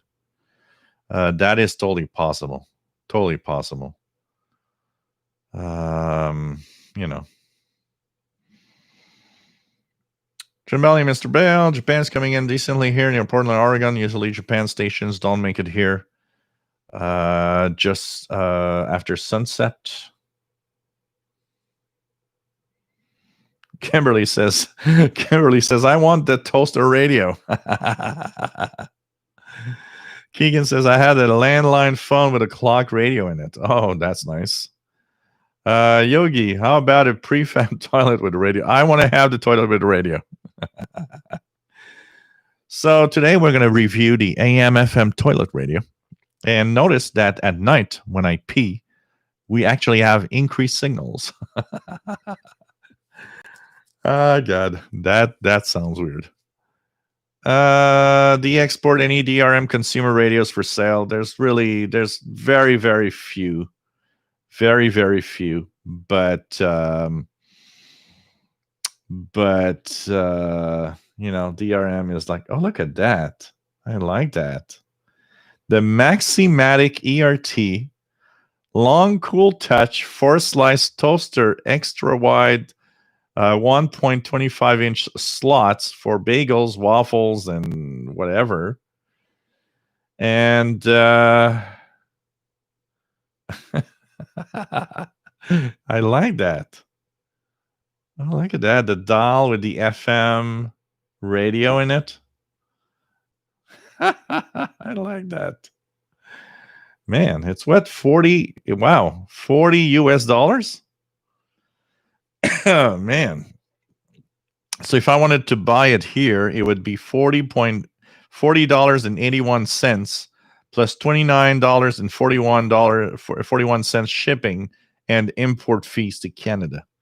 So that means it would be a $100+ toaster radio thing. It seems to be FM only. They're only showing FM. So let's go down here. Radio.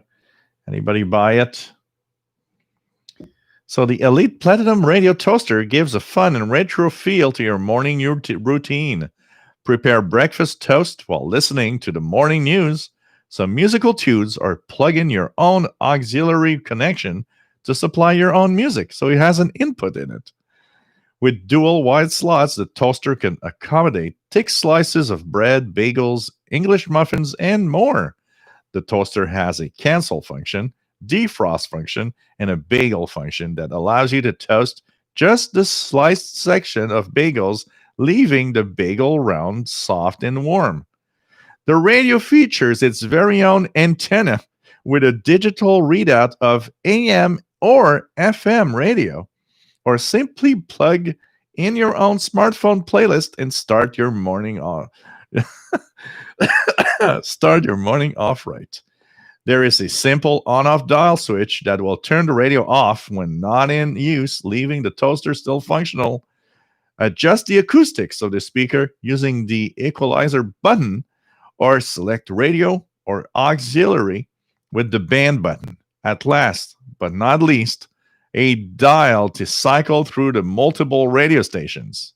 This is a super hip item or any hipster household. Fun, quirky, functional, and retro. Nothing like the Elite Platinum Radio Toaster. AM, FM functionalities. I like that. Man, I want one now. Even though I don't need a toaster. I want one. This is great. This is absolutely great. I like it. Oh, God. Oh, God. What else do we have?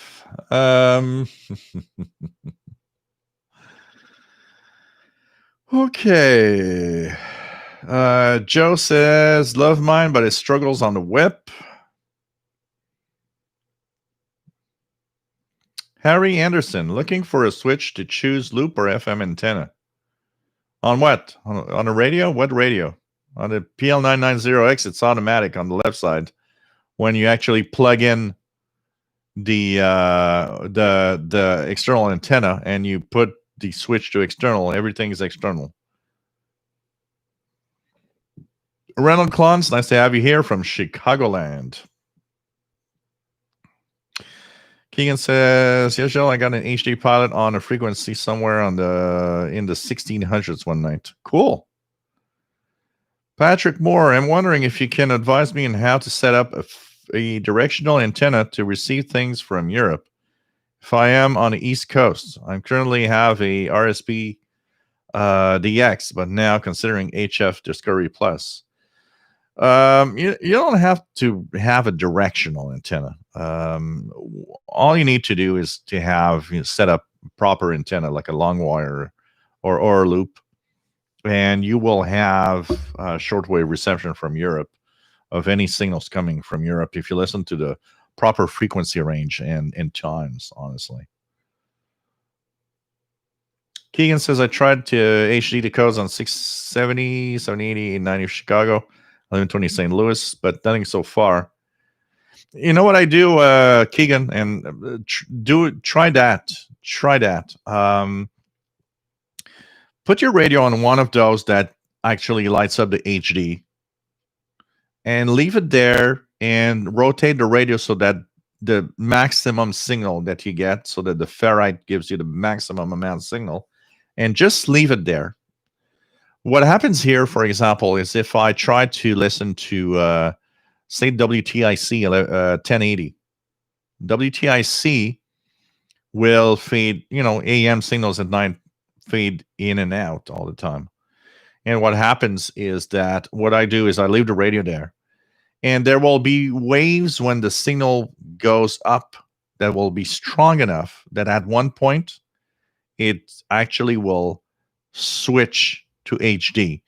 It usually doesn't last very long. It could last anywhere from, I think the longest HD decode I had on AM with a DX signal was 30 seconds, 45 seconds, maybe 30 to 45 seconds. But it's really fun when it does switch.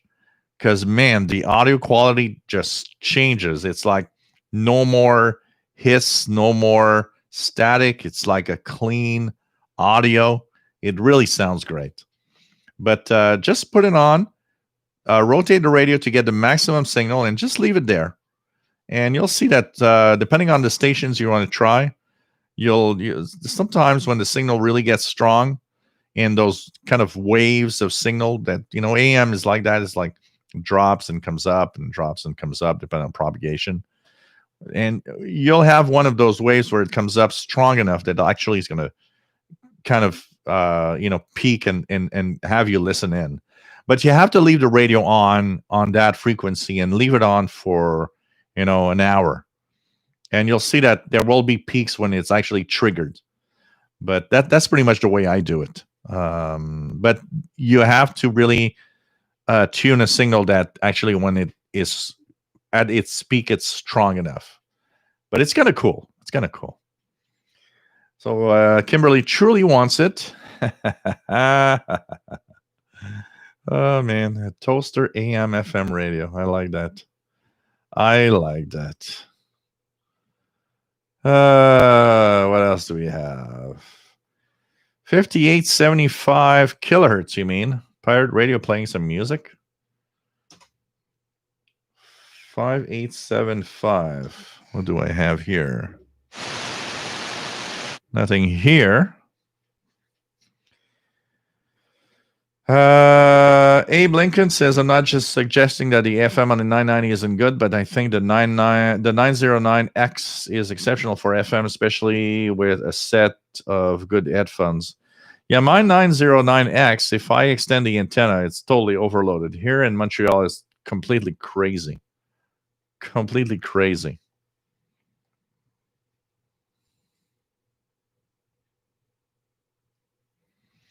David says, watch the toaster radio sales skyrocket.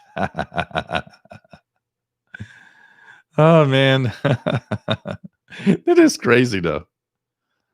There's a clip of the radio toaster, apparently. I like that.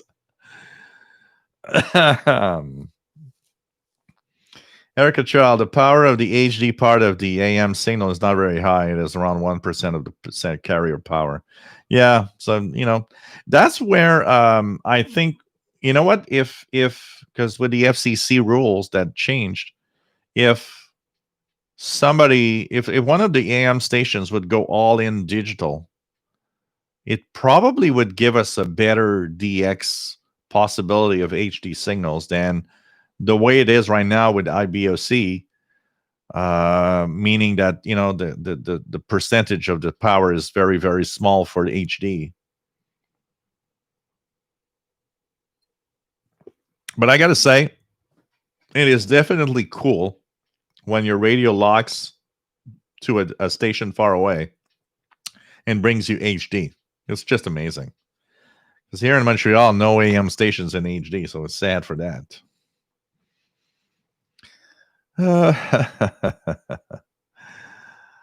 Oh God. Cool AM radio. Beware that your radio don't get toast itself.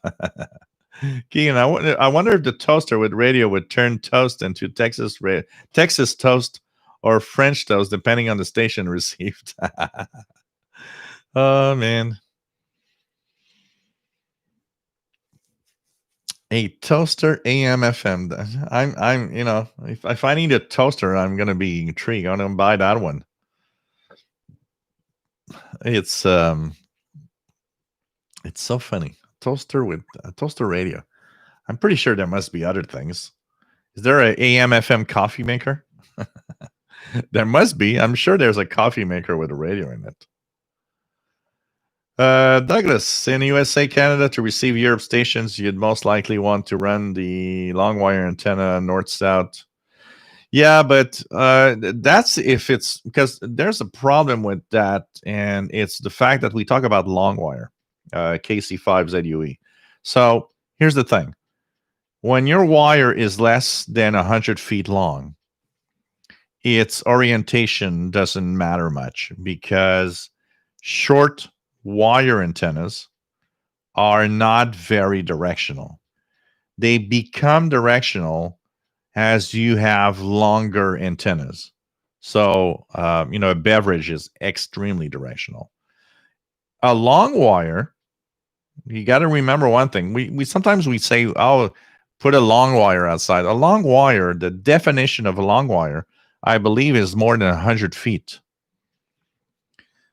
Because below 100 feet of wire, it's not a long wire; it's just a wire antenna. So the shorter it is, the less directional it is. So if you have 50 feet outside, doesn't matter the orientation. It's going to be pretty much the same. If you have 300 feet of wire, now, yes, the orientation will help you get signals from different parts of the world.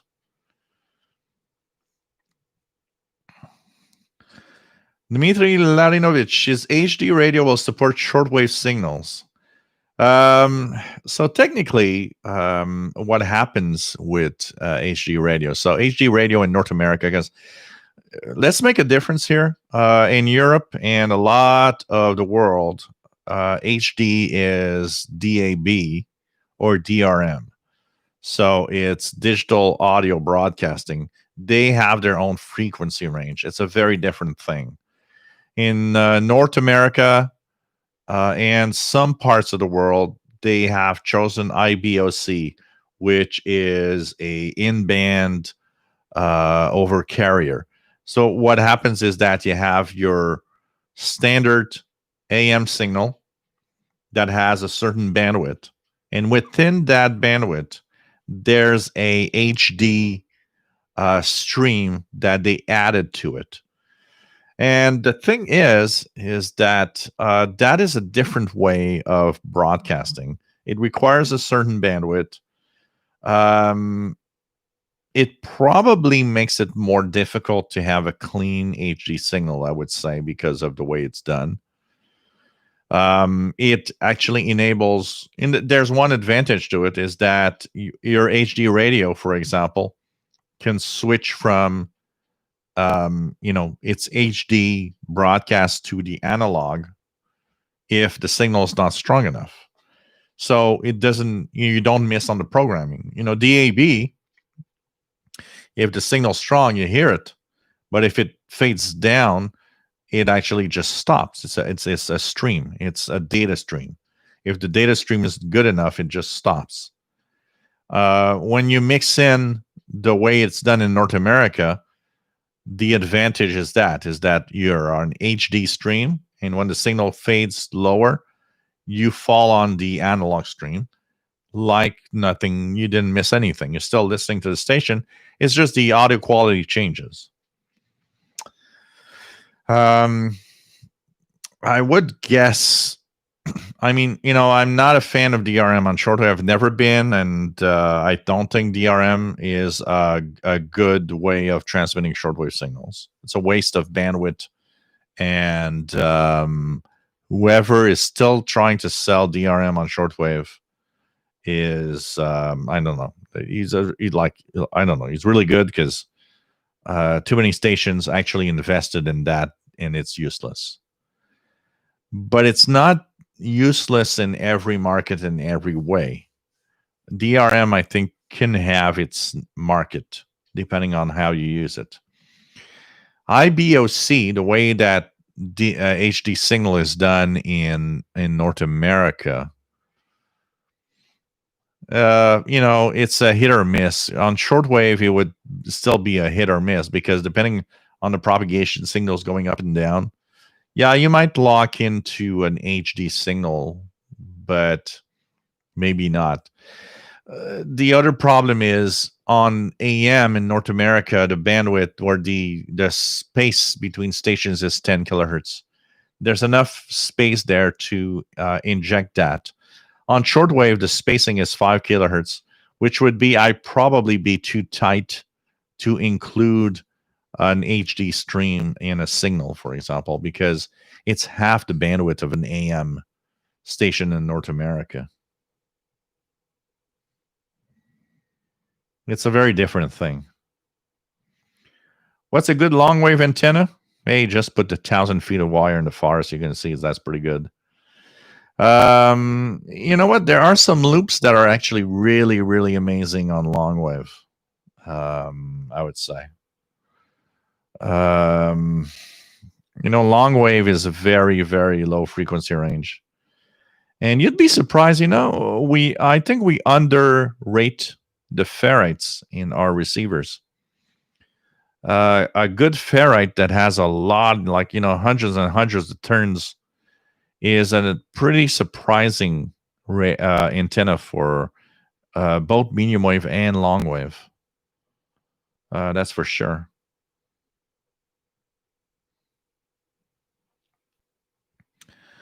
So,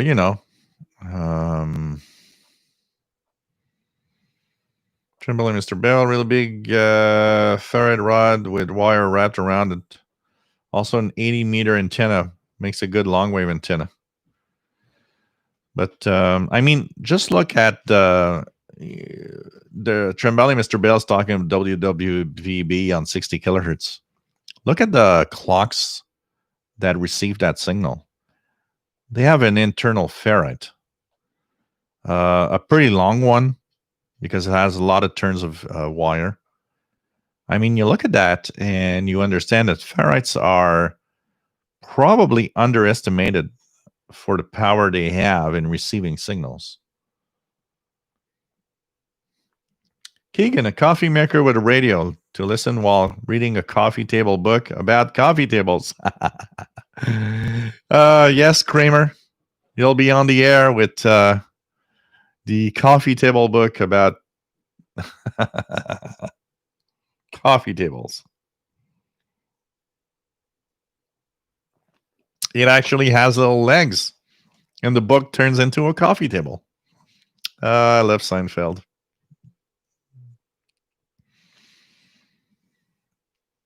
A coffee maker with a TV. Let's do a shortwave. What would be nice? In the times when everything was like really, really, would be really, really nice is in the days when Radio Australia and all of that was so strong. we would have needed a coffee maker with a shortwave receiver in it. We could have waited for a coffee to be ready and listened to Radio Australia on 9580 kilohertz. They would have come in like really well. Patrick Moore, I don't understand how they make a short ferrite antenna. Seems too long. It's really impressive. Well, it's you got to remember that they use super thin wire, and that antenna is actually pretty good, pretty long.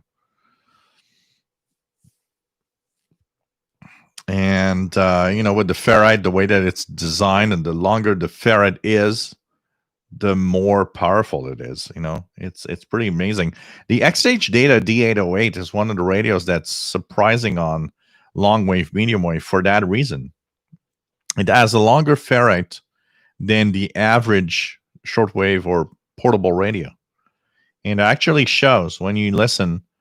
You know what? That's other videos I should make comparing the XH Data D808 with some other regular portables on medium wave and long wave. Gas pump giving you recipes. While you're taking gas, it's going to say, well, 1 cup sugar, 1 cup flour, 2 teaspoons of the weather report on the gas station. I like that. So, you're filling up, and it's like, snowstorm's coming. Better fill that up real fast. Oh, God.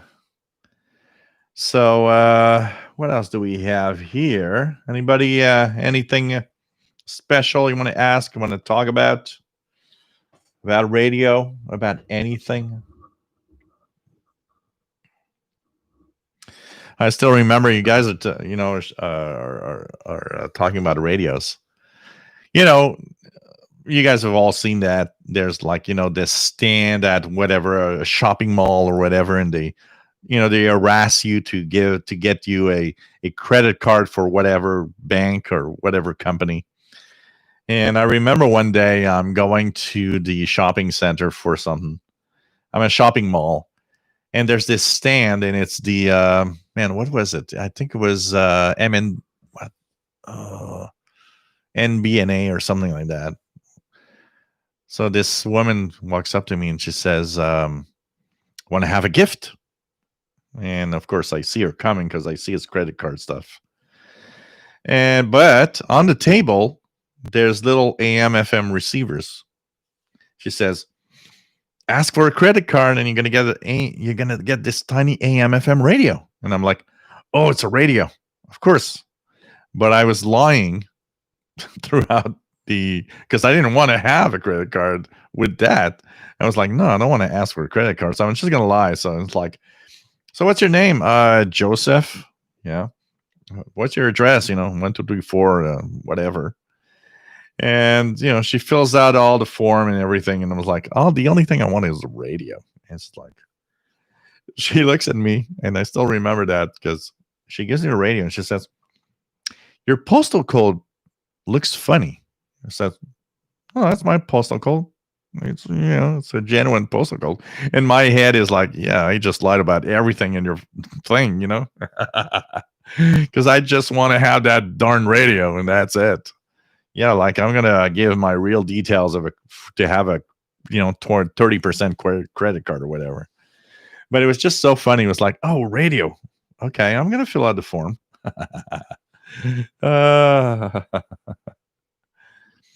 Coffee cup radio. Keegan. Hey, John McClure, nice to have you here. Keegan says, "My dad, W9JEF, got a new 50-inch TV on December 21st. A Vizio. Would watch the shortwave show on it sometimes." Oh, cool. You know what? I have a Samsung 70-inch TV now, and it has a browser in it. And we all know that most TVs browsers for the internet is like the minimum, most crappy thing that you can find. There's no TV that really has the really great browser. It's like, it's really for minimum stuff. But darn, I found a use for the browser in my Samsung TV, and it works fantastically great. I go to Kiwi SDR. So when I go in the living room and I want to watch TV, and I don't want to watch TV actually. I just want to do something.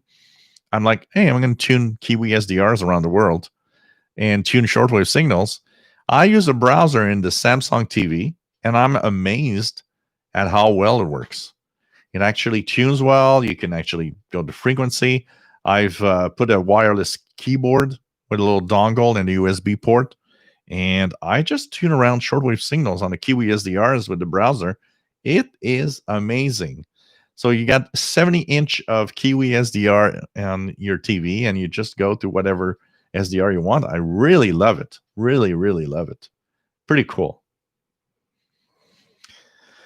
Tristan, nice to have you here. Jumping late tonight. Finally got around ordering the MLA30 yesterday. Woohoo!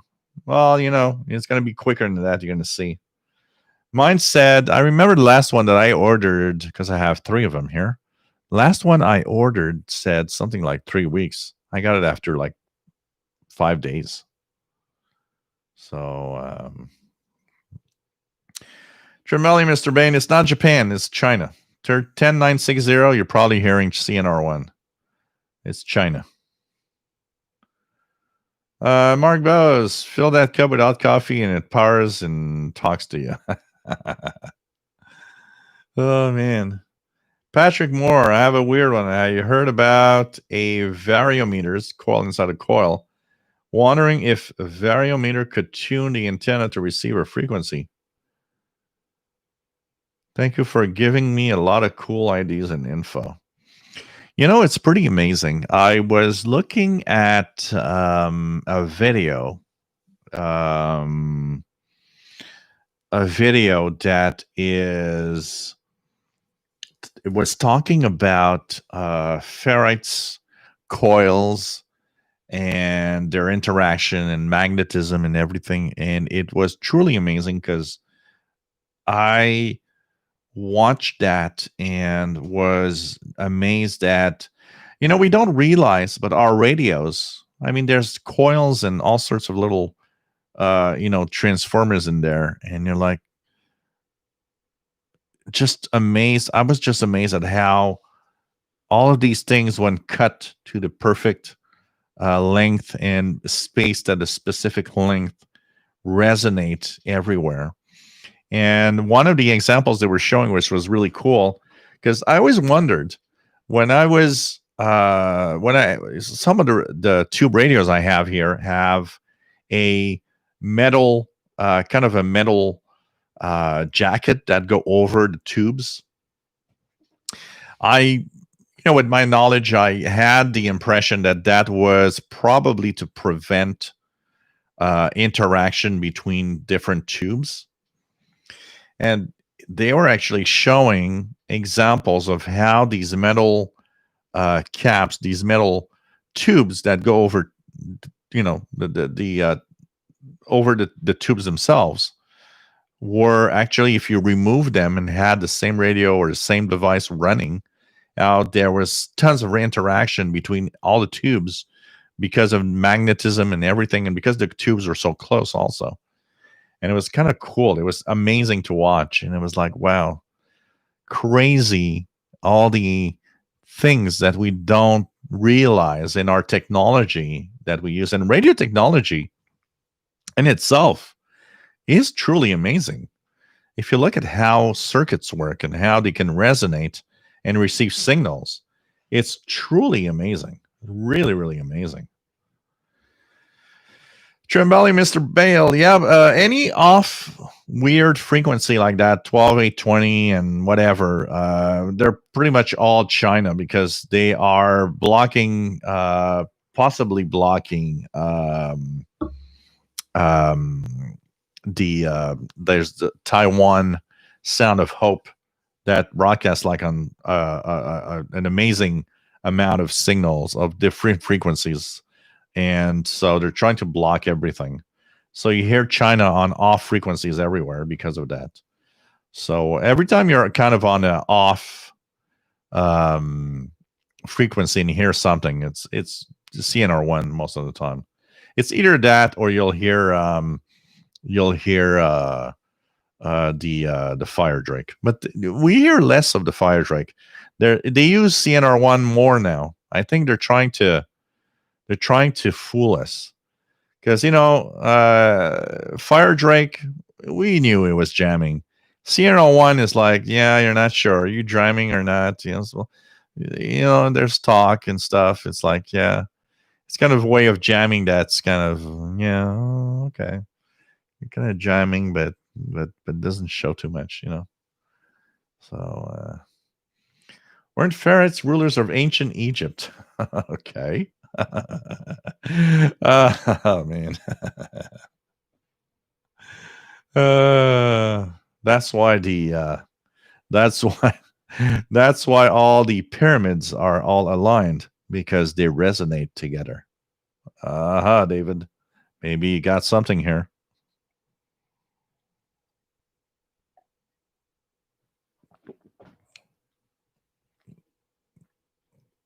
Trembling Mr. Bale, something to talk about. My 1987 TV has a frequency trap switch on the back, I think for 3.78 megahertz. TVs and the good old style TVs had a crystal, or they actually resonated on. It was not 3.78. I think it was 3.58. And I think the way they worked, it was the kind of the resonance. So anybody in the chat room, TV repair guy or whatever, can talk about that. But I remember, I think it had something to do with the color TV sync or something. And a lot of them had a crystal that was, I think, was 3.58 megahertz. I don't know if anybody can talk about it or give us a little detail on it, but I do remember that was a thing on those older TVs. It had something to do with the color sync or whatever, or the image. There was really, really something with that. Trim Valley, Mr. Bale, got it. Asians on and off frequencies, China. Yeah, most of the time. It's either Fire Drake or CNR1, Chinese National Radio. Carlos Aguila, nice to have you here from Central Mexico. Nice to have you on board.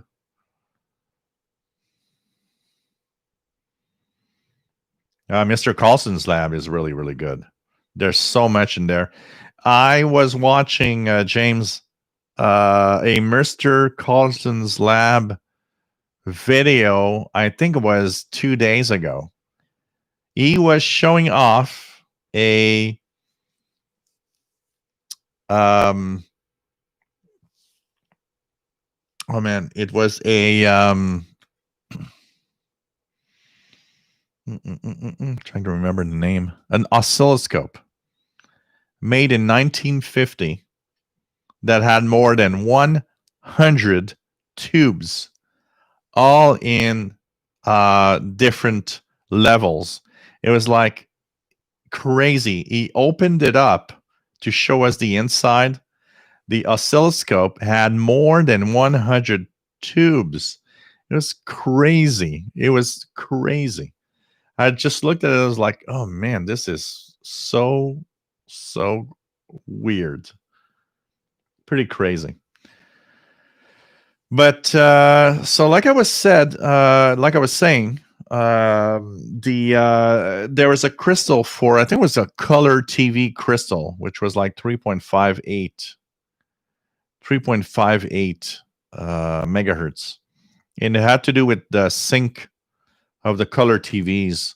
And that was a very, very popular frequency. And actually, back in the 80s, if you would tune a shortwave radio around 3.58, you would have a buzzing sound. You would hear that weird video buzzing around 3.58, because all the TVs had that kind of a crystal that would resonate. And actually, if you'd go to I remember going to the electronic shop that still exists here, and they had a section with all sorts of parts. And I remember in the crystal section, because I was looking at crystals for different frequencies, there was a section, and I remember that the 3.58 crystal on top of it was they actually had a printed something like a color TV crystal. Douglas says 3.78, 3.88 notch filter to eliminate RFI from older radar. Yeah, but analog TVs, color TVs at the time had 3.5 megahertz crystal. I think it was a sync crystal for color TV, color burst or something. Yeah, James Farley, color burst. Yeah, it was megahertz. So a color burst crystal. They would call it the color burst crystal. I remember that, James. Absolutely. That's crazy. I was like, what the hell? Can you hear 15195? Well, probably not at this time, but let's try it.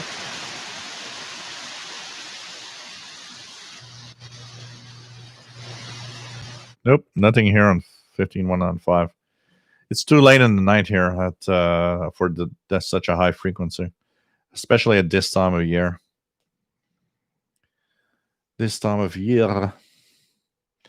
So apart from that, I'm waiting for my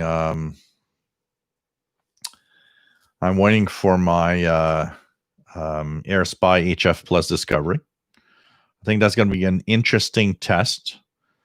I will be doing maybe a little more about the CB stuff also, because I want to really check out more about that.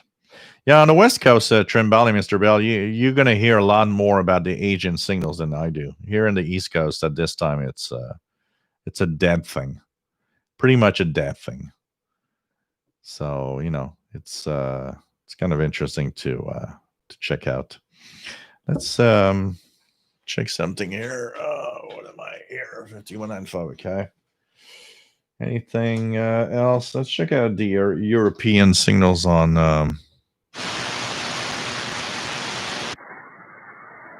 5450, 5505. So I'm hearing 5505.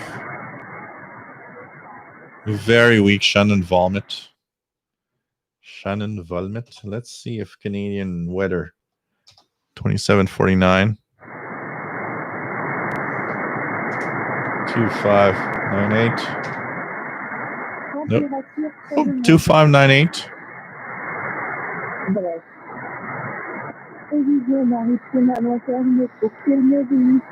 2598. This is Canadian Coast Guard weather in French right now. Les prochaines prévisions seront mises à 0300 heure normale de tournage dédiée.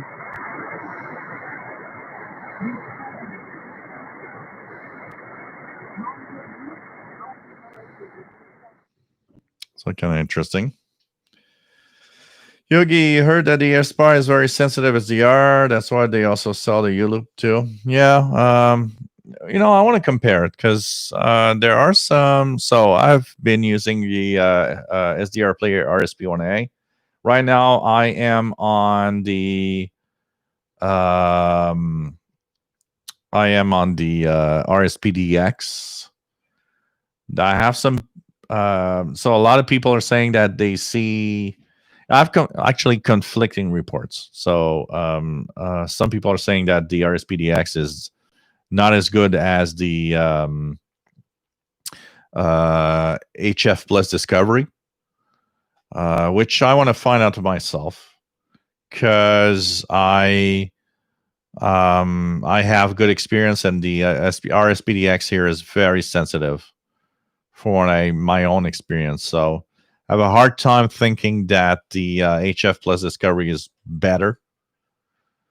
And it's a very difficult thing because when I see people say that, yeah, but what was your setup and how did you set up and did you understand the setup? SDR are complex receivers and it's difficult to assess if you did everything. Plus, every software for SDR is different. So that also is why I want to test it. I want to test my RSPDX and the HF Plus Discovery on the same software to make sure I get the same type of result. It's gonna be interesting, anyways. I want to see. I want to see, and that is what I made me buy it yesterday. Is okay. I want to see. I want to see. Canadian, it comes up to 260. So with shipping and everything, because I had to pay the shipping with the import charges and everything here in Canada. That's why I'm sorry guys, but I hate ordering from the US now because of all the charges that we have. 5-6 years ago, I would order from the US. There were never extra charges. Now we have extra charges for everything from the US, and it's sad because you know what? I am not ordering stuff from the US because of that. It's getting too complicated. There's always like surprise charges and everything now from the US. I order from China. I don't get that. I don't get surprise charges. I know that I'll be getting, tax, like, the sales tax, stuff like that, but no extra whatever. From the US now, we get tons of surprise charges that we didn't have before. So it's like, I don't want to order. I ordered this one from the US because when I went to the AirSpy US website, they said, okay, well, $32 shipping. It includes whatever extra charges you will have when you actually get it in Canada. So no surprise. So, it's going to be interesting. I think it's going to be something I want. For sure, I'm happy to have one and to test it out. And I'll be, I'm intrigued now. I see a lot of people talking about it. I'm totally intrigued. I want to see how it performs and how well it is.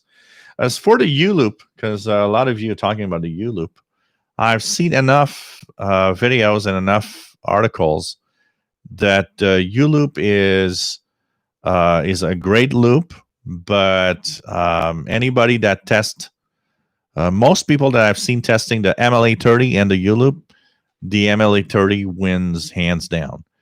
And there's a very simple reason for that, is that the U-loop is passive. It's just a loop. The MLA30 is an amplified loop. It's a different beast.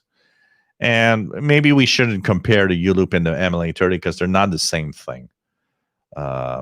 So the U-loop for a passive loop is, from what I see, really good.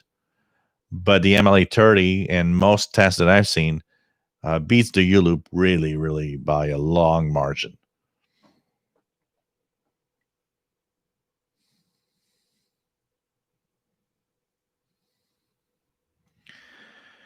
Gordon Lyle, nice to have you on board from Southern Illinois, WA9211SWL. And hope you are well, my friend. Trimbali has SDR console V3 with the AirSpy. Mark says, thanks for mentioning global shipping and handling. It kept me from getting the XH Data D808 SSB. Yeah, that is a big problem with our international aspect of things. Buying from somewhere else is always a complex thing, and we get all sorts, tons of charges, and it gets to a point where you're like, yeah, I don't know how many times I would purchase something, but the global charges and the global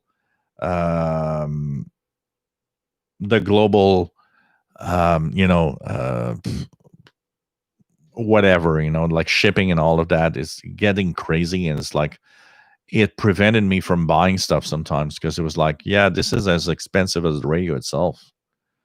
Joseph, nice to have you here. Got the MLA30? Power brick. You know what? I powered it. Now, right now, I'm powering it from the RSPDX because it has its own bias T inside.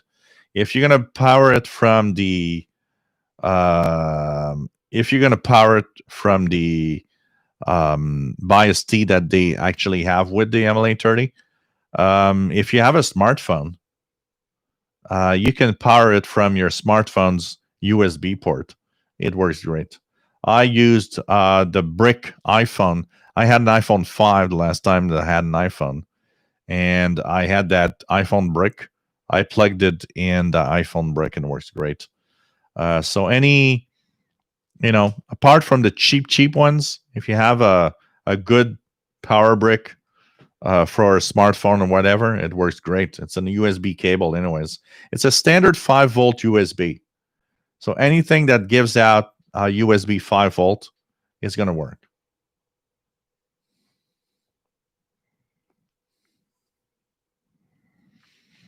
Carlos Seguida, SDR player SPONA is on its way. 137 US dollars with shipping from the UK for meat price and access to software is the RNO deal maker. You're going to have a lot of fun, Carlos. Before the RSPDX, the first one I had was the RSP1A. It is a great SDR. You're going to have a lot of fun with that. Really a lot of fun with that. Yarabamba, have you tried the shortwave radio audio archives? Yeah, absolutely. This from it comes from the shortwave listening website. Lots of cool recordings. Absolutely. And there's a lot on YouTube also. If you look at the YouTube videos, there's really a lot of videos. Can tell you that. My bias T, you know what, Tom the Xer? Because you're talking about the MLA30 bias T, notoriously noisy. It's actually quieter than air. A lot of things I've tried. I think the bias T is not noisy itself. I think it's the power supply that you use with the bias T that could make it noisy. Because I've had a lot of experience where the bias T that is with the MLA30, it was actually quieter in noise than a lot of what I've seen. I think the power supply is the most important thing in there. And remember that at the antenna on the MLA30, that is that 5 volts is actually converted to like 12 volts. And that up conversion can actually create noise.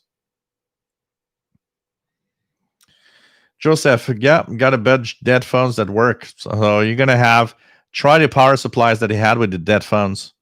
You'll have one that works great. Mine with the iPhone 5 Cube worked fantastically well. Gordon Lionel, my little SDR has been in Atlanta, the USPS distribution center since December 12th. Wow, that's a long time. That's a really long time. Picking up weak USB on 5095. 5095. Anything here?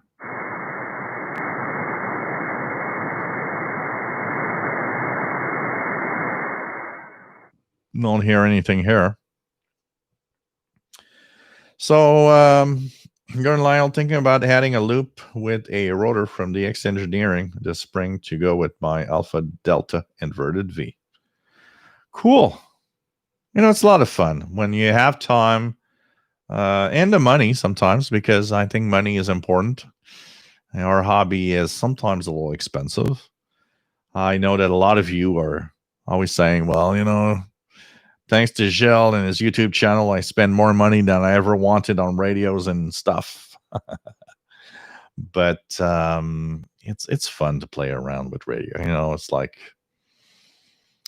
I spent the money yesterday on the HF Plus Discovery because I was like, yeah, you got the money to buy it and test it out.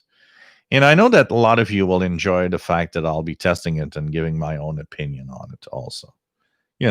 It's crazy. So, hey guys, 2 hours and 39 minutes. Hope you enjoyed the show tonight. Had some fun. We'll be back this coming Saturday and Sunday. Saturday and Sunday. So, Saturday is the Shortwave show at 3 p.m. Eastern, 20 hours Universal Time. Sunday is going to be the VHF UHF show. It's going to be at 2100 hours Universal Time on the VHF UHF channel. So hope that you enjoyed the show tonight. Hope you will be back Saturday, maybe Sunday. And it was a lot of fun to be here. So stay safe, everybody. And don't watch the news too much. There's too much bad stuff in there. Listen to the radio instead. Go and tune around and ignore the world outside the most you can and listen to Shortwave. It is still the world outside, but it's a different kind of world. You know what? Maybe you won't go insane. Or maybe we're all insane doing this show, this radio listening stuff. Well, I'm happy to be insane.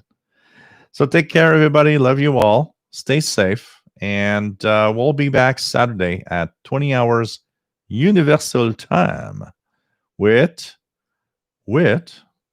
of course, a shortwave show.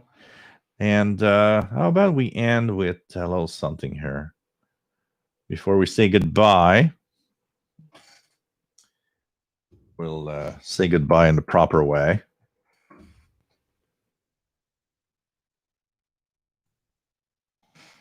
Say goodbye in the perfect way. So take care, everybody.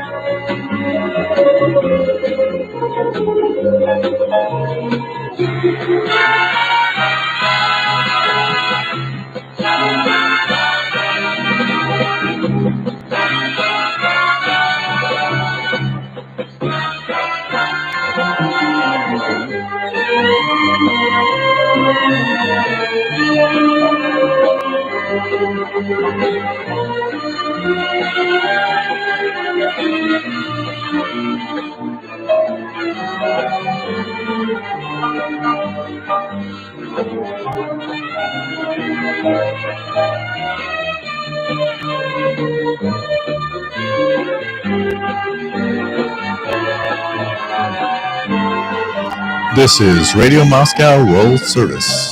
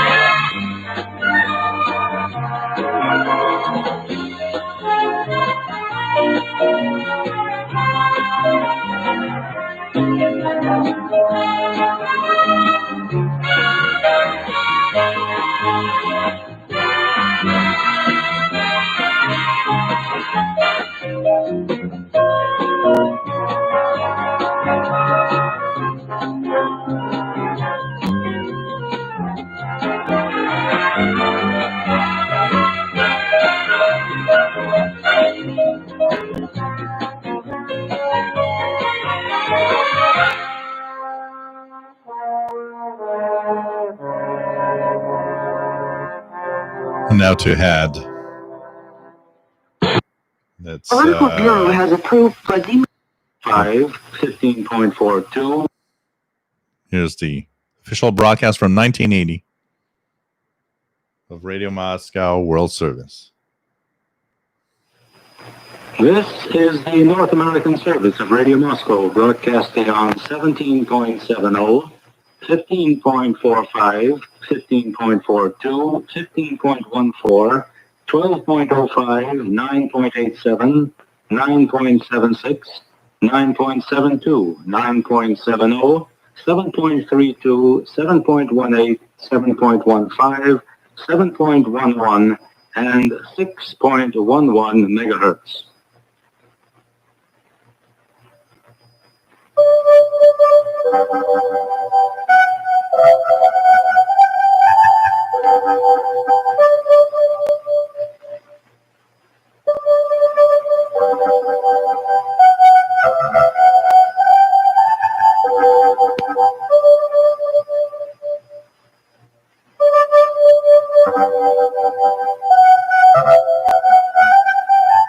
Take care, everyone. See you Saturday.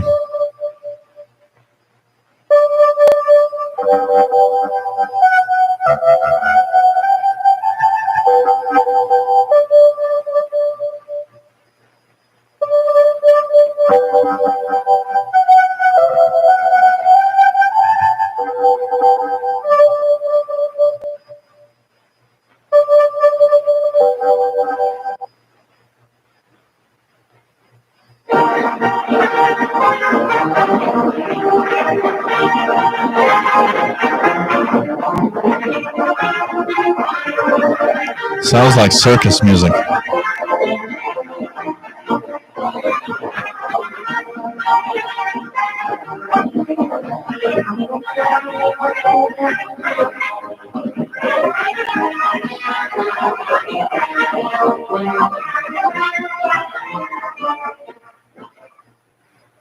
This is Radio Moscow. Here is the news. First, the headlines. The Political Bureau of the Soviet Communist Party Central Committee has discussed practical issues of the country's home and foreign policy. There were anti-racist actions in South Africa to mark International Day of Struggle Against Racial Discrimination on Thursday. And Israeli troops have carried out new raids on populated centers in southern Lebanon. Those are the headlines. Now here's the news in full. The Political Bureau of the Soviet Communist Party Central Committee has